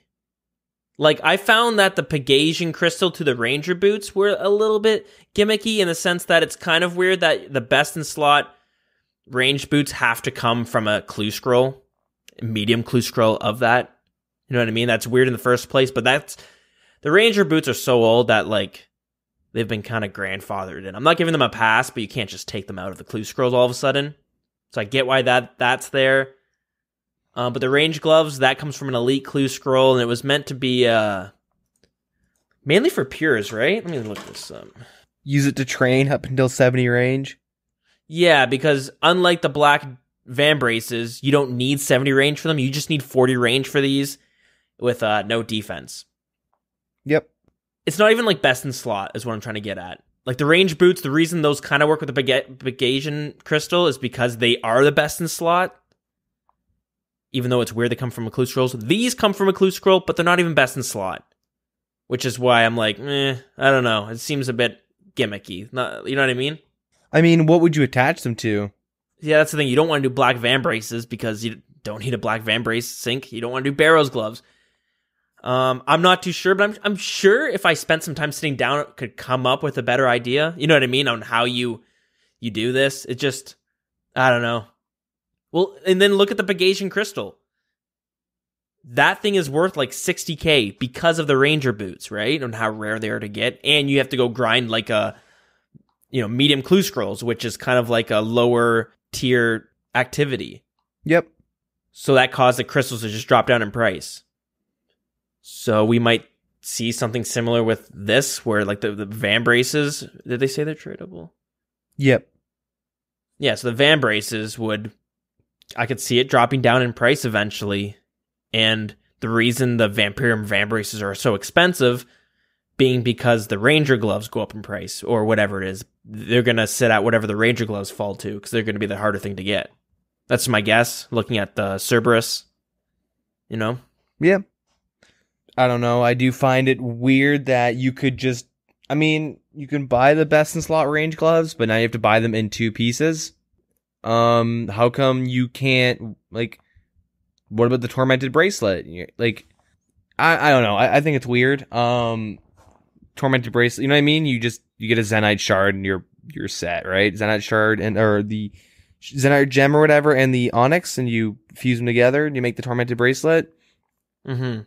But you can buy a Tormented Bracelet. You don't need to make it yourself. Exactly. And with the Rangers, why do we have to buy 2 pieces? If I want, okay, let's say this update came out and I wanted to buy the Ranger gloves. Why do I now have to buy 2 pieces? Doesn't it seem weird? Well, the thing is, it doesn't say whether or not you could trade it before it's been repaired. It says just says the Vampirium Van Braces are a new tradable hand slot. So a new tradable range. The way it's pulled is should the Vampirium Van Braces be a potential overward? Blah, blah, blah, blah, blah. The Vampirium braces require whatever to equip. They're made by combining the Van Braces with the Ranger gloves, and they'll be tradable. So I don't know. They don't really specify. I don't know. Best in slot range gloves. Honestly, I have no idea. I don't really know what to think about these. I kind of have to just say no comment, because I said they should come in through raids or request, and this is what they're doing. And I'm just like, well, okay. I guess it's time, right? Yeah, like I said, I don't mind the stats itself. The only thing I don't like about it is that it's the range gloves that are used. I don't know. Yeah. That's nitpicking, I guess, but yeah. Yeah. We have 2 more items to go over. So, next item is the Scythe of Vitur. Do you want to go over this, the lore? Yeah, let's do it. Of all of Lady Verzik's possessions, one of the most valuable is the Scythe of Vitur. This legendary weapon was once wielded by the founder of House Vitur, a vampire now worshipped as a god. Yeah, so the weapon is extremely slow, and it's a hard-hitting tradable 2-handed weapon. It is a scythe, obviously. It looks pretty cool. Well, the model, not the coloring, but the model itself looked pretty cool. It was pink in the tournament worlds, but if I'm not mistaken, it was pink, but it kind of looked like the Halloween scythe you can get. Yep. So it has, so maybe that's not even what it'll look like at all, now that I think about it. Never mind, scratch that. It has no special attack. It can hit up to 3 enemies at once in a 1x3 arc in front of the player. It's similar to the special attacks of the Dragon and Crystal Halberd. Each swing can also hit large creatures up to 3 times in the same attack. The scythe can only hit a maximum of 3 NPCs and can only hit a maximum of 3 times. The first hit deals 100%, second will deal 50%, and third will deal 25%, regardless of which enemy is your primary target. So the attacks are rolled independently based on your attack bonuses and versus the NPC's defense bonuses. True, okay. Scythe requires 75 attack and strength to wield. It has 2 variants, uncharged and charged. The uncharged has relatively low stats, but once charged, it gains additional bonuses. Charging the scythe costs 1/100th of a vial of blood and 3 blood runes, meaning 100 charges would cost a vial of blood and 300 blood runes. Not bad. I like that. I like this weapon. It seems pretty cool. Again, I feel like a lot of these need to come into the game before you can see if they're whether or not they're broken. But it seems like a pretty cool idea where it's like a slow, hard-hitting weapon, and the plus side is that you can hit 3 monsters at once, or you can hit a big monster 3 times. Yep. It has its like niche where it can kind of fit and do something a bit differently. And on top of that, having to charge it with 300 blood runes. You know what I mean? There's charging your melee weapon right there. Yep. Yeah, like reading through the dev blog and seeing kind of it being used in the tournament world, it seems good. But again, time will only tell how the issues that could arise from this thing. Yeah. I honestly don't see how useful it would be. I don't know where you'd be using this. I do believe its max hit is 90 though, on a Slayer task and everything. 90 total. If you're hitting one big target, like all 3 hits in total will be 90 or 92, I believe. Yeah, it's a pretty big hit. Yeah, we'll just move on to the next thing, which actually I'm really excited for. It sounds super neat. It is the TzHaar Shroud. Yeah, you want to do like a little lore thing? Yeah, I'll slip in here. In the courtyard outside of the Theater of Blood, a mysterious figure watches. No one knows why he is there, but he takes a great interest in any who would enter the theater. Anyone who manages to survive the theater may find that his figure has a strange gift for them, a shroud of unknown origin. Yeah, so the TzHaar Shroud is entirely cosmetic cape. Players will receive it after completing the Theater of Blood, and it is possible to change the appearance of it after 100, 500, 1,000, 2,500, and 5,000 times. So there are kill count requirements to change the effects of this cosmetic cape. Cool. Which is super neat. I'm surprised it isn't. Should this be combinable with the max cape? But I'm surprised that there isn't already a poll saying, should we make this a good cape for something? Because people aren't okay with cosmetics? I don't know. I do think it's really neat to have a cosmetic base like this. It seems like it's a replacement for a pet from this raid. Yeah, which I like. What are you going to add? A vampire? A succubus that follows you around? Like, well, you could do a bat. I don't know. A snail. Just a puddle of blood. Yeah. Blood runes. Yeah, you can have a blood rune. But yeah, I don't know. I do think it's really neat to have a cosmetic cape that like changes upon kill count achievements.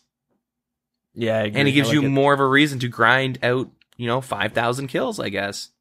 Yeah, you get something to show for it. Yeah. That being said, that is it for all the items.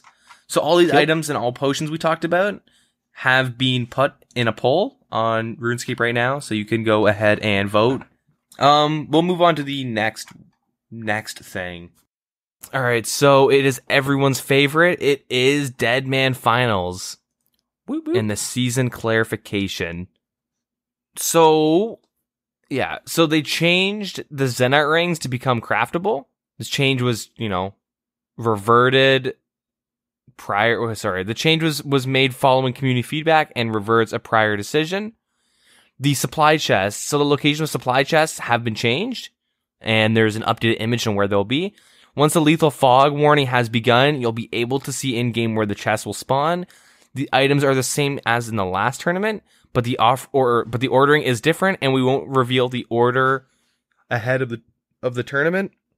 We won't reveal the order ahead of the tournament. You'll be notified in the chat box, as with the winter finals. Mm-hmm.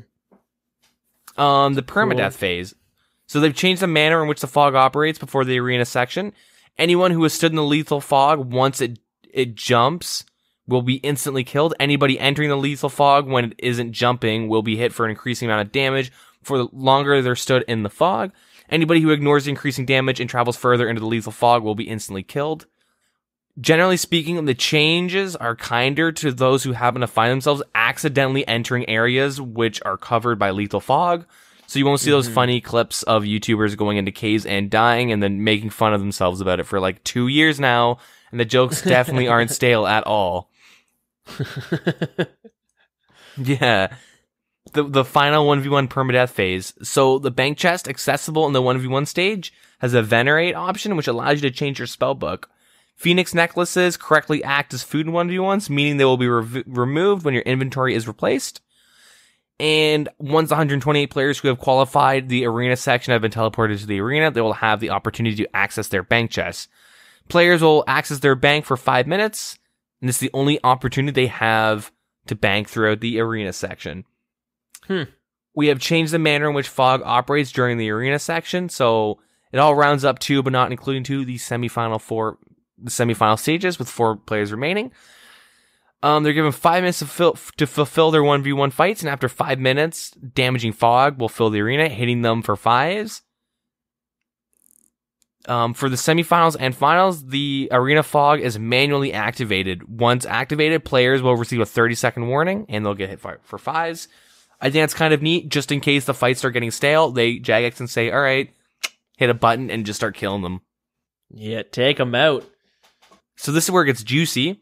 For the summer season, just the overview for the summer season, they made some changes. So the act of muling during the summer season is prohibited and is bannable. The act of swapping is prohibited and bannable. Ooh. Starter packs will be available, each reclaimable once per day. They cannot be used in PvP. They are not tradable except where specified. Interesting. What is a starter pack? Well, good question. Where is it? A starter pack contains a staff charged with the equivalent of 500 fire strikes, a bow which is charged the equivalent of 2,000 bronze arrows, and a scimitar wieldable from level 1 attack, equivalent to a myth scimitar. You get 1 combat potion, 12 tuna. Interesting. Those are tradable. The tuna and combat potion. Yeah. It's pretty interesting. It's Yep. Guess we'll see how that plays out. Gives people a chance to train if they fall behind. It makes it so you're not forced to do the freaking stronghold of security and then you get killed by someone and now you're set back 40 minutes off dying at the very beginning. Yeah. But true. yeah. With the experience caps and locking, the daily cap for magic has been increased to 750k and no other caps have been changed. Cool. And you have the ability to lock and unlock experience gains in specific skills. Okay. Yep. Increased resources. So Slayer monsters, bosses, superiors drop resources upon death. Certain fishing spots yield 3 times the amount of fish resource. They will confirm what specific monster they have confirmed which specific monsters and resources and those are they don't actually specify who they are. They just say they will and then I think they did this beforehand, but Callisto, Venenatus, Vedian, Chaos Elemental have a 1 in 3 chance of dropping a 4-dose brew. The Scorpia, Crazed Archaeologist, and Chaos Fanatic have a 1 in 5 chance of dropping a 4-dose brew. Yeah, they have a list of things that they've changed. There's like a lot of things they've added to their Deadman mode this season. They've changed quite a bit. Yeah, so like with the runes and arrows, every type of rune and every type of arrow have been added to every rune and arrow shop. It's to prevent people from holding, a monopoly on bone bolts or something or making a lot of money off of them. Yeah, okay, that makes sense. And the respawn rates are at the maximum. Cool. Quest experience And achievement diary experience lamps don't count towards the daily experience cap anymore. So now you're rewarded for grinding out those quests. And when you die at the agility pyramid, all the agility pyramid tops will turn into cash upon death. Right. And they worth like 10k each or something? Yeah. There will also be a 30-minute immunity period at the beginning of the summer season. This is a server-wide immunity and not to specific accounts. So if you want to get there on day one, feel free to just jump on. You have 30 minutes of immunity when the server's open, you have 30 minutes of immunity. So It's not, if you're 20 minutes late, you only have 10 minutes. It's not like every account gets 30 minutes. It's just a flat, right off the bat. You're not going to get cheesed running somewhere. You're 30 minutes of immunity. That's going to open up you to get some of the quests done right off the bat, some of the good quests, and maybe you don't want to sit there and do agility for the first bit. But yeah, that's a quick summary of Dead Man mode.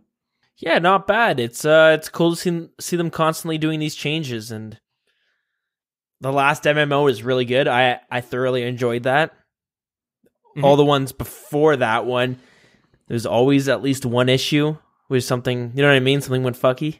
Yep. Last one was the best one yet. The winner bought it. Yeah, that was the only issue. But, they caught him. Yep. So, which really, from a spectator standpoint, was still a great tournament to watch. So hopefully this one continues in that direction. Yeah.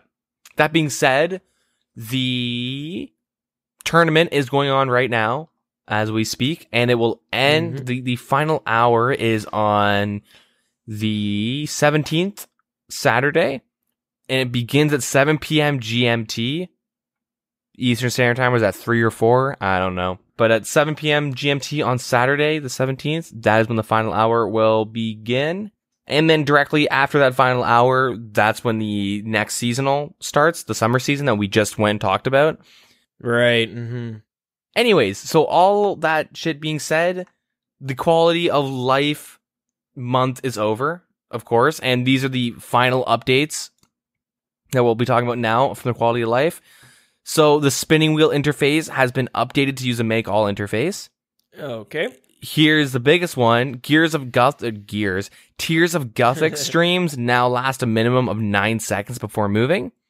Ooh. So you can now consistently get the maximum runecrafting experience, or in my case, fire making, I guess. Ew. Players may store buckets, compost, super compost, ultra compost, plant cure with the leprechaun in noted versions of the item. Okay. The amount of experience you receive when splashing the entangle spell has been slightly reduced, so you know when the bind has been applied. Mm-hmm. The dark core pet no longer has sound attached to its animations.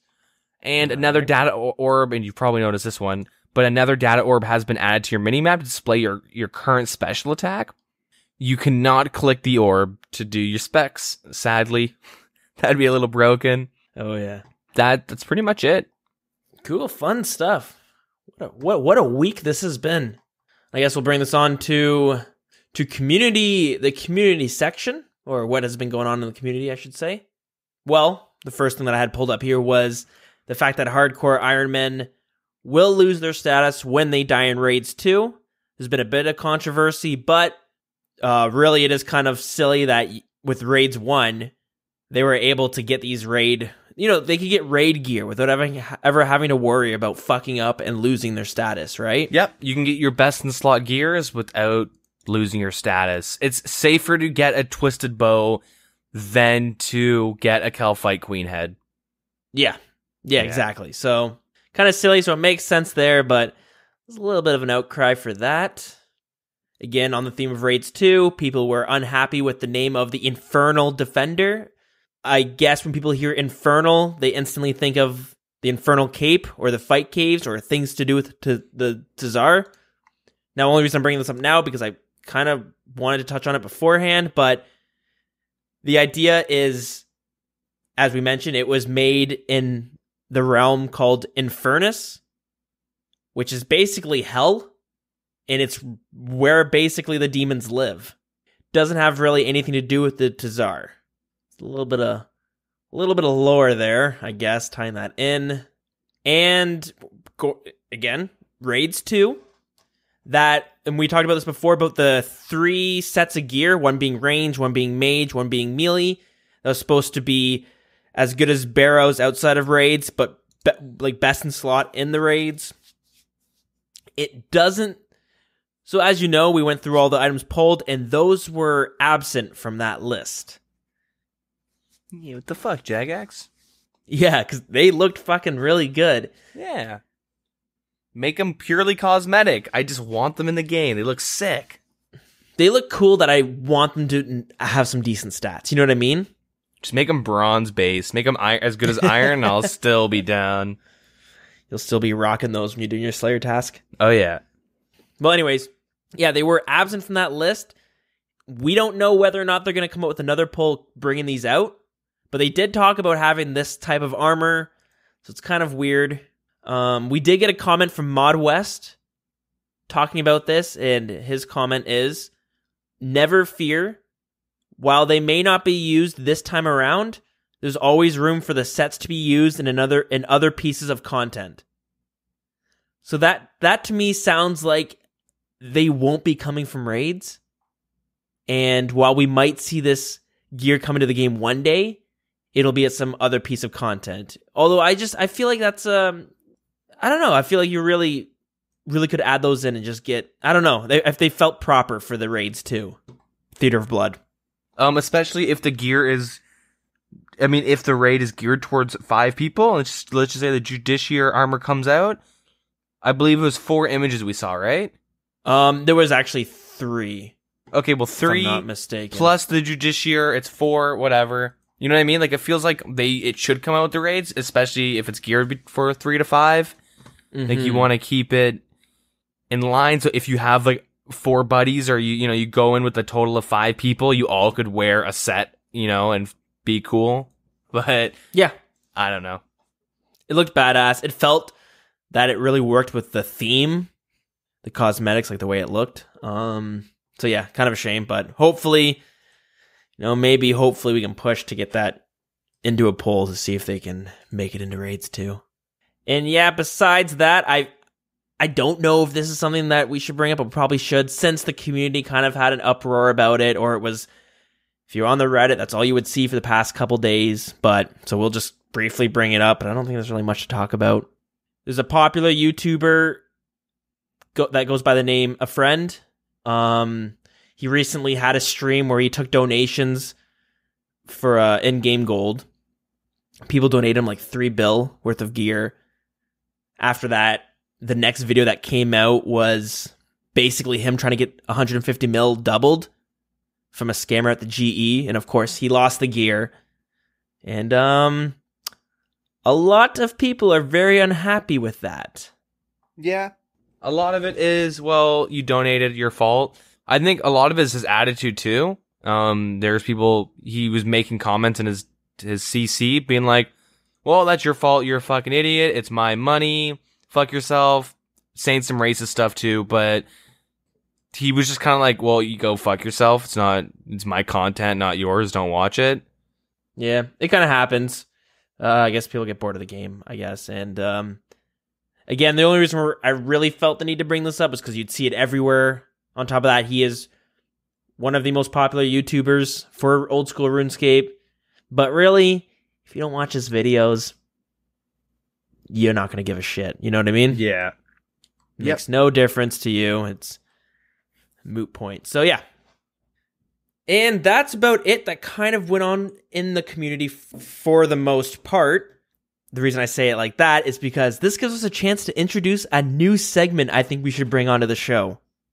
It's not something you're going to see every episode, but I think we talk about this type of stuff enough that it might deserve its own little theme music. So I haven't really thought of a name for this one, so we'll just keep it nice and blunt. The new segment will be focusing on some good old fashioned, or I should say old school, RuneScape conspiracy theories.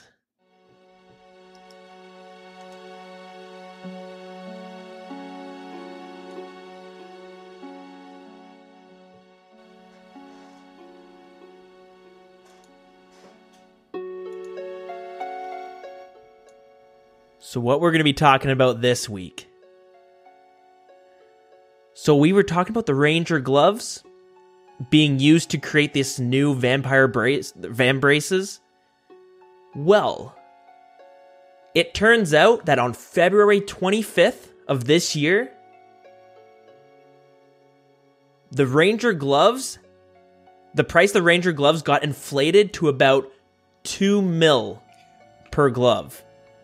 And we saw a huge increase in somebody or some people buying these gloves on the 25th of February. Where it's not always uncommon for maybe a merchant clan to kind of pick an item to merch. What made this bizarre was that before the February 25th, a couple days earlier, a bunch of streamers saw a list of the items that were going to be released with Raids 2, or the items that were going to be put into this dev blog. So the question is, did somebody affiliated with any of those streamers hear about these range gloves being used as a piece of this new gear and decide to buy a bunch of all of those for that when this dev blog was released, they'd be able to flip them? They went from, let's just go with the $2 million price. At one point, they were about $50 million after this dev blog was released. Now they're currently sitting at around $8 million, between $8 and $10 million. So, I don't know. Who's Ma Jed? What? Oh, someone say Ma Jed? Maybe he's behind this, you know. Vodka conspiracy, Rab Caves conspiracy. Yep. No. See, I'm not too sure because what were they at before 2 mil? We could That's pull the these big up. question. I'm not actually seeing where it was spiked up in price. What we're seeing here is there's roughly about 100 Ranger gloves being sold and bought per day. Yet, on February 25th, there was a little bit over double that amount. Where the next following days, it went back down to about 100. Wait, what are you looking at this from? The OS buddy, the amount traded. Okay, because the site says 200 to, average is 200 a day until the 7th. The day before went to 400 and then... But there is a weird trend. It goes from 200 to 400, 300, down to less than 100, or over 100, then almost 300, then 400, and then 2.1k, which is the day the update came out. So it's hard to say. You know, it could just be by chance. But I thought it would be fun to bring this one up and a great way to introduce this new segment of ours. And we do know that that there were a couple streamers showing this because Skidler, who is one of the Deadman Mode commentators, made a tweet on February 23rd saying, "Just been shown all the potential Raids 2 rewards, and holy shit, cannot wait for that content." As well as when this devblog came out, people on Bhooleys stream, who is a very popular old school RuneScape streamer on twitch.tv, when he was looking through them, he made the offhand comment just saying, yeah, I'm kind of aware of all these already. I'm not saying it's any of those two, but we do know that we don't know exactly how many people were showing this, but we do know at least 2 were. And I'm sure there's a ton that were kind of we're more hush-hush about it. Yeah. Looking at the graphs, it kind of dips and goes down kind of consistently up until... looking on the RuneScape site, the GE site, it kind of sits around, averages 200 a day, and it'll dip to go up to 300. From the 23rd, it went from 200 to 300, and then down to 150, and then it dips up to 400, and it stays, goes from 200 to 300 or 400, kind of consistently, but depending on the day. And then it, I don't know, more are being traded on average, I guess, up on the week, leading to the day of the update, which 2,200, pretty well rounding up, but 2,200 were sold that day or traded. Sorry.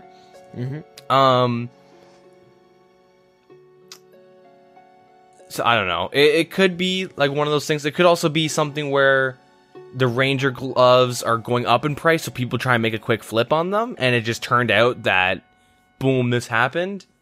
But, you know, it happened with the vodka, right? The vodka's skyrocketed in price before the Fossil Island update.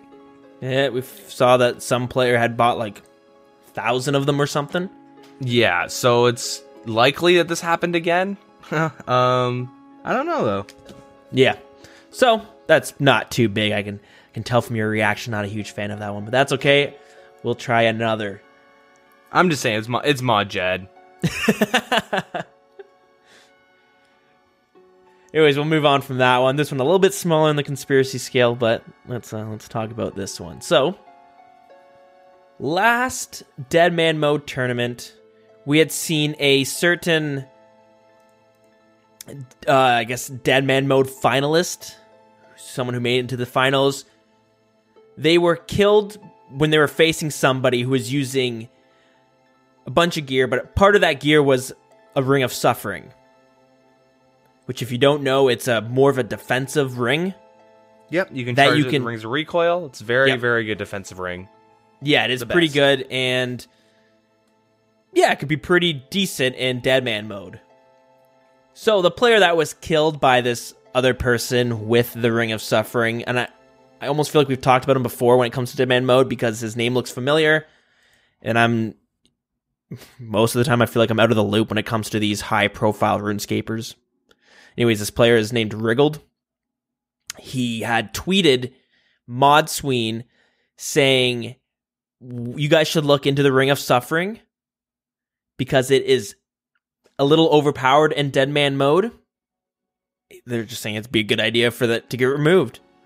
So Mod Sween says, in reply to the tweets, I will forward that concern to the development team. And then later on, we see that, boom, Ring of Suffering gets removed from it, from being able to use.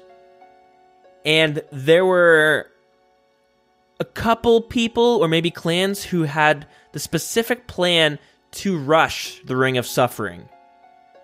Now, this was changed like 2 days prior to the finals, or the last week tournament. Of last season, or this season? This season here. Okay.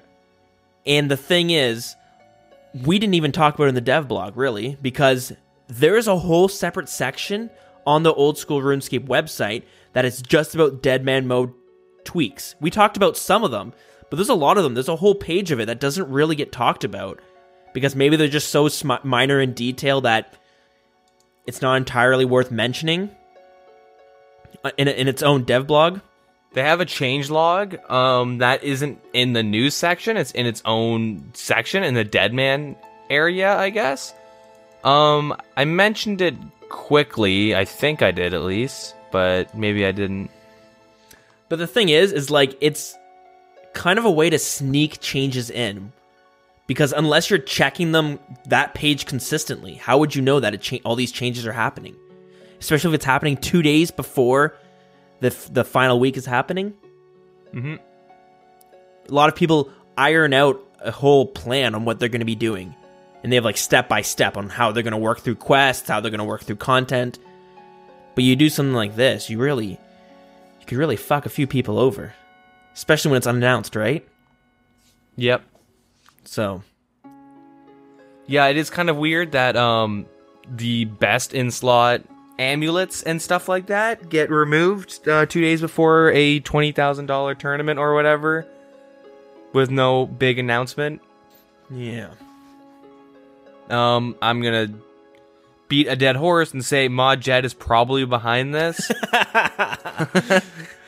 You know, you're damn. It's those eyebrows, man. They're untrustworthy. Hide a lot of lies in those. But yeah, no, that is kind of sketchy. It's a little weird. And is there even really a good reason to take them out? Like, if you're able to get them with your clan or on your own, shouldn't you deserve a Ring of Suffering? Especially seeing how half the use of it is charging recoils in with it. And the problem with this is it kind of streamlines it, like it turns it into like a very linear based tournament where like you have a lot of people who are now going for the similar goals. You might have somebody who's going for a whip and other people being like, fuck that, I'm going to go for the Zenite crystals shard, like the Zenite shards, and work towards, instead of maybe the best in slot weapons, I'm going to work into the best in slot jewelry. You know what I mean? Yep. It's a different approach to it, but suddenly you remove those and suddenly that's not a route people are going to be taking. And now what's the use of doing Monkey Madness 2? Because actually getting to the Zenite shards is quite the feat, you know? It's a lot of dedication to actually get there. And you're definitely not wanting to go there for that ballista because that's a hard piece of gear to get. You got to get like 4 different pieces. Yeah. Which are all RNG based, right? So, yeah. And I think that's where we'll cut her out for that one. But you know what? It's up to you guys to think whether or not some trickery's going on there. Yeah, well, we're going to be moving it on now, but let us know what you guys think about that. Because we do talk... the reason I wanted to bring up that little segment is because in the past we have talked about quote-unquote conspiracies, whether it's microtransactions or this mobile game, the mobile client being released, or things like that. So I thought this would be a fun way to give us a chance to kind of talk about these things with a little bit of background music to go along with it. So fuck, I was such a bitch to get this thing set up. So I kind of want to take advantage when I can. Oh, yeah. All right. That being said, we will move on to our lore for the week.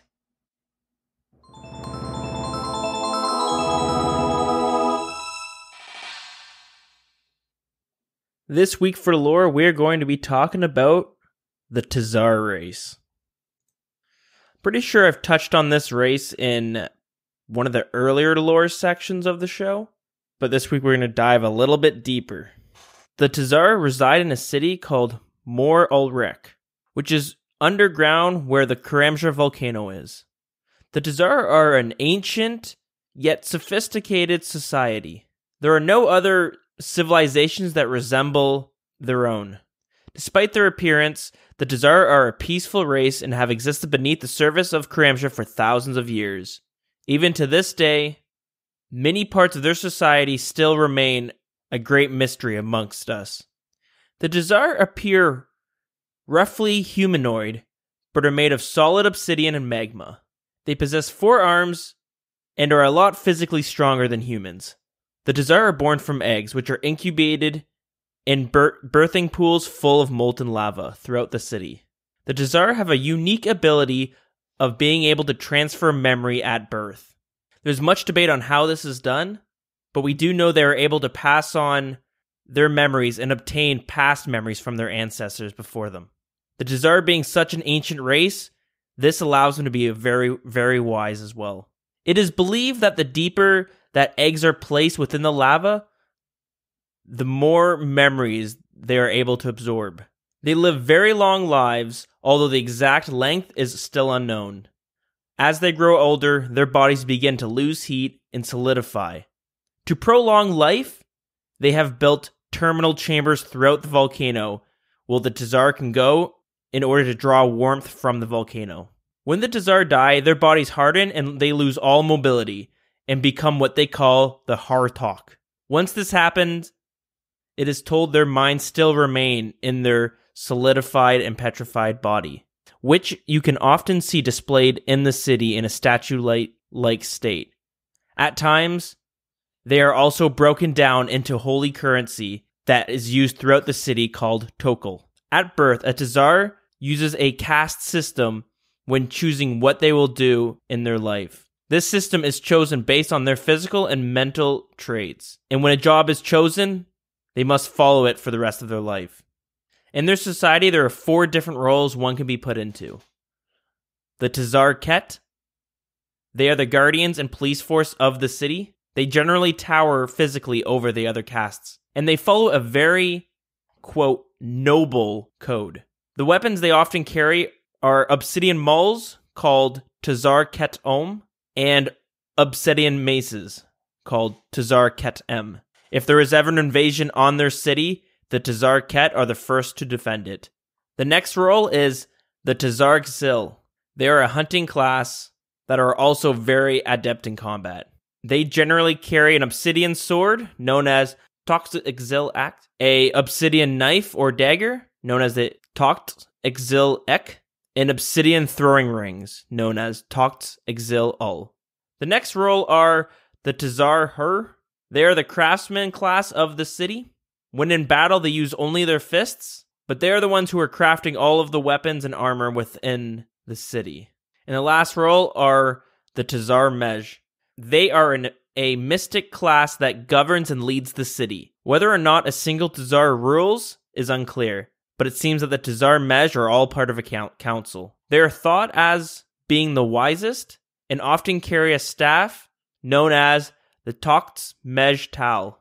The TzHaar use their own language when speaking to each other. To us, this has not been fully understood or translated, and we only currently know a few basic words and phrases. The TzHaar refer to humans as Jal Yit. Jal translates to foreigner, while Yit translates to cold. So to them, we are literally known as cold foreigner. The TzHaar religion is a mystery. Many believe they follow an ancient god, one who may have created the volcano. This has not been confirmed, but we do know that they believe in an afterlife. It is also rumored that the gods they worshipped are of the elder gods, the ones who had created Gielinor and Runescape itself. But whether they follow a god or not, the TzHaar see their volcano that they live as sacred. The legend says they were created along with it at the dawn of time, from sacred fires of the forgotten earth. Along with them, many other creatures were created with them, which they also view as sacred. The TzHaar believe that when they die, their souls will eventually be brought back to the heart of the volcano and given new life. Prophecy says that one day their race will draw to an end. The volcano will sink back into the earth, and cold seas will flood the city, bringing an end to their people forever. So as I said, we know they are an ancient race, but there's still very little known about their actual history. Many believe that they were born during the First Age, perhaps when Guthix had created the volcano. But many other also believe TzHaar may be a remnant from an age in Gielinor that predates even Guthix himself. So whether or not Guthix had created them, or one of the Elder Gods, they could very well be the oldest race in RuneScape. They lived for thousands of years beneath the holy fires of the volcano, lasting out the Second Age, as well as the Third Age, the God Wars, with little surface contact. For millennia, they were able to carve out a great city underground, entering an age of prosperity with no war, crime, or even the concept of evil. In the year 169 of the Fifth Age, a continuous stream of contact was finally established between the TzHaar and the outside world. They still remain cautious to humans and have much of their city blocked off, only allowing the most worthy to enter.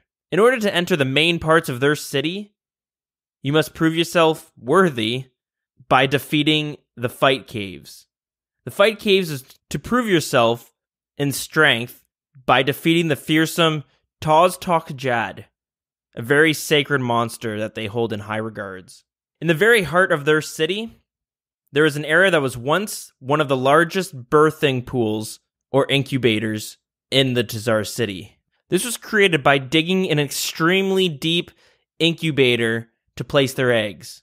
Eventually, they drained the chamber of all lava, creating a large sinkhole that proceeded to reveal the Inferno, which in itself is an extremely ancient incubation chamber. They decided to place their eggs deep in there to unlock many ancient memories from their ancestors. But the result was that when the eggs had hatched, feral monsters were born out of them, which began to fight each other for dominance. The TzHaar were very intimidated by these monsters, that even the strongest TzHaar Ket are hesitant to challenge them. Over time, one of these feral monsters was able to prove their dominance over the rest, which the TzHaar call Tzal Kal Zuk, where the only way they could contain the beast was by offering it sacrifices to keep him inside the Inferno.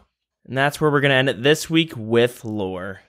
Alright, and there's your lore, just in case you guys wanted a little bit more besides the new Theater of Blood. Or hell, what if that shit don't even pass? All that work into that lore for nothing, right?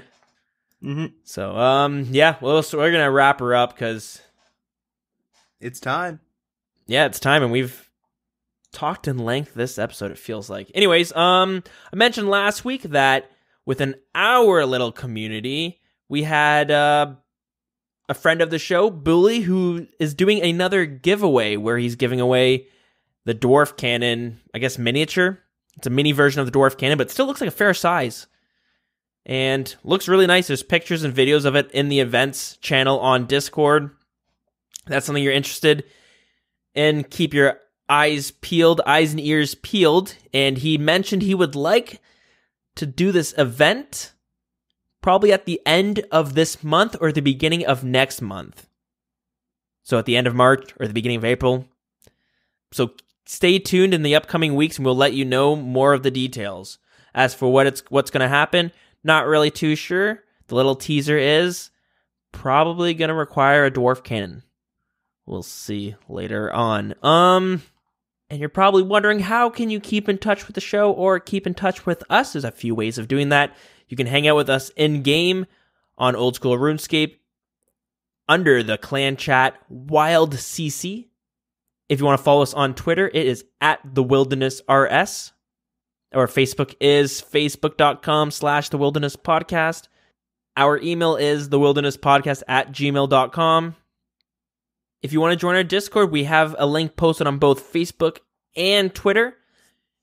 And I think they're still running. They should be, because I haven't heard anything that they haven't been. And every now and then when I go to check, they seem to be doing good. So go on there and you can find it. But if you're having trouble, just let one of us know and we will get you a link. And yeah, Deegan, you got anything you want to throw out there for yourself? My Twitch and my Twitter is DeeganRS. Solid. Yeah, I live stream periodically.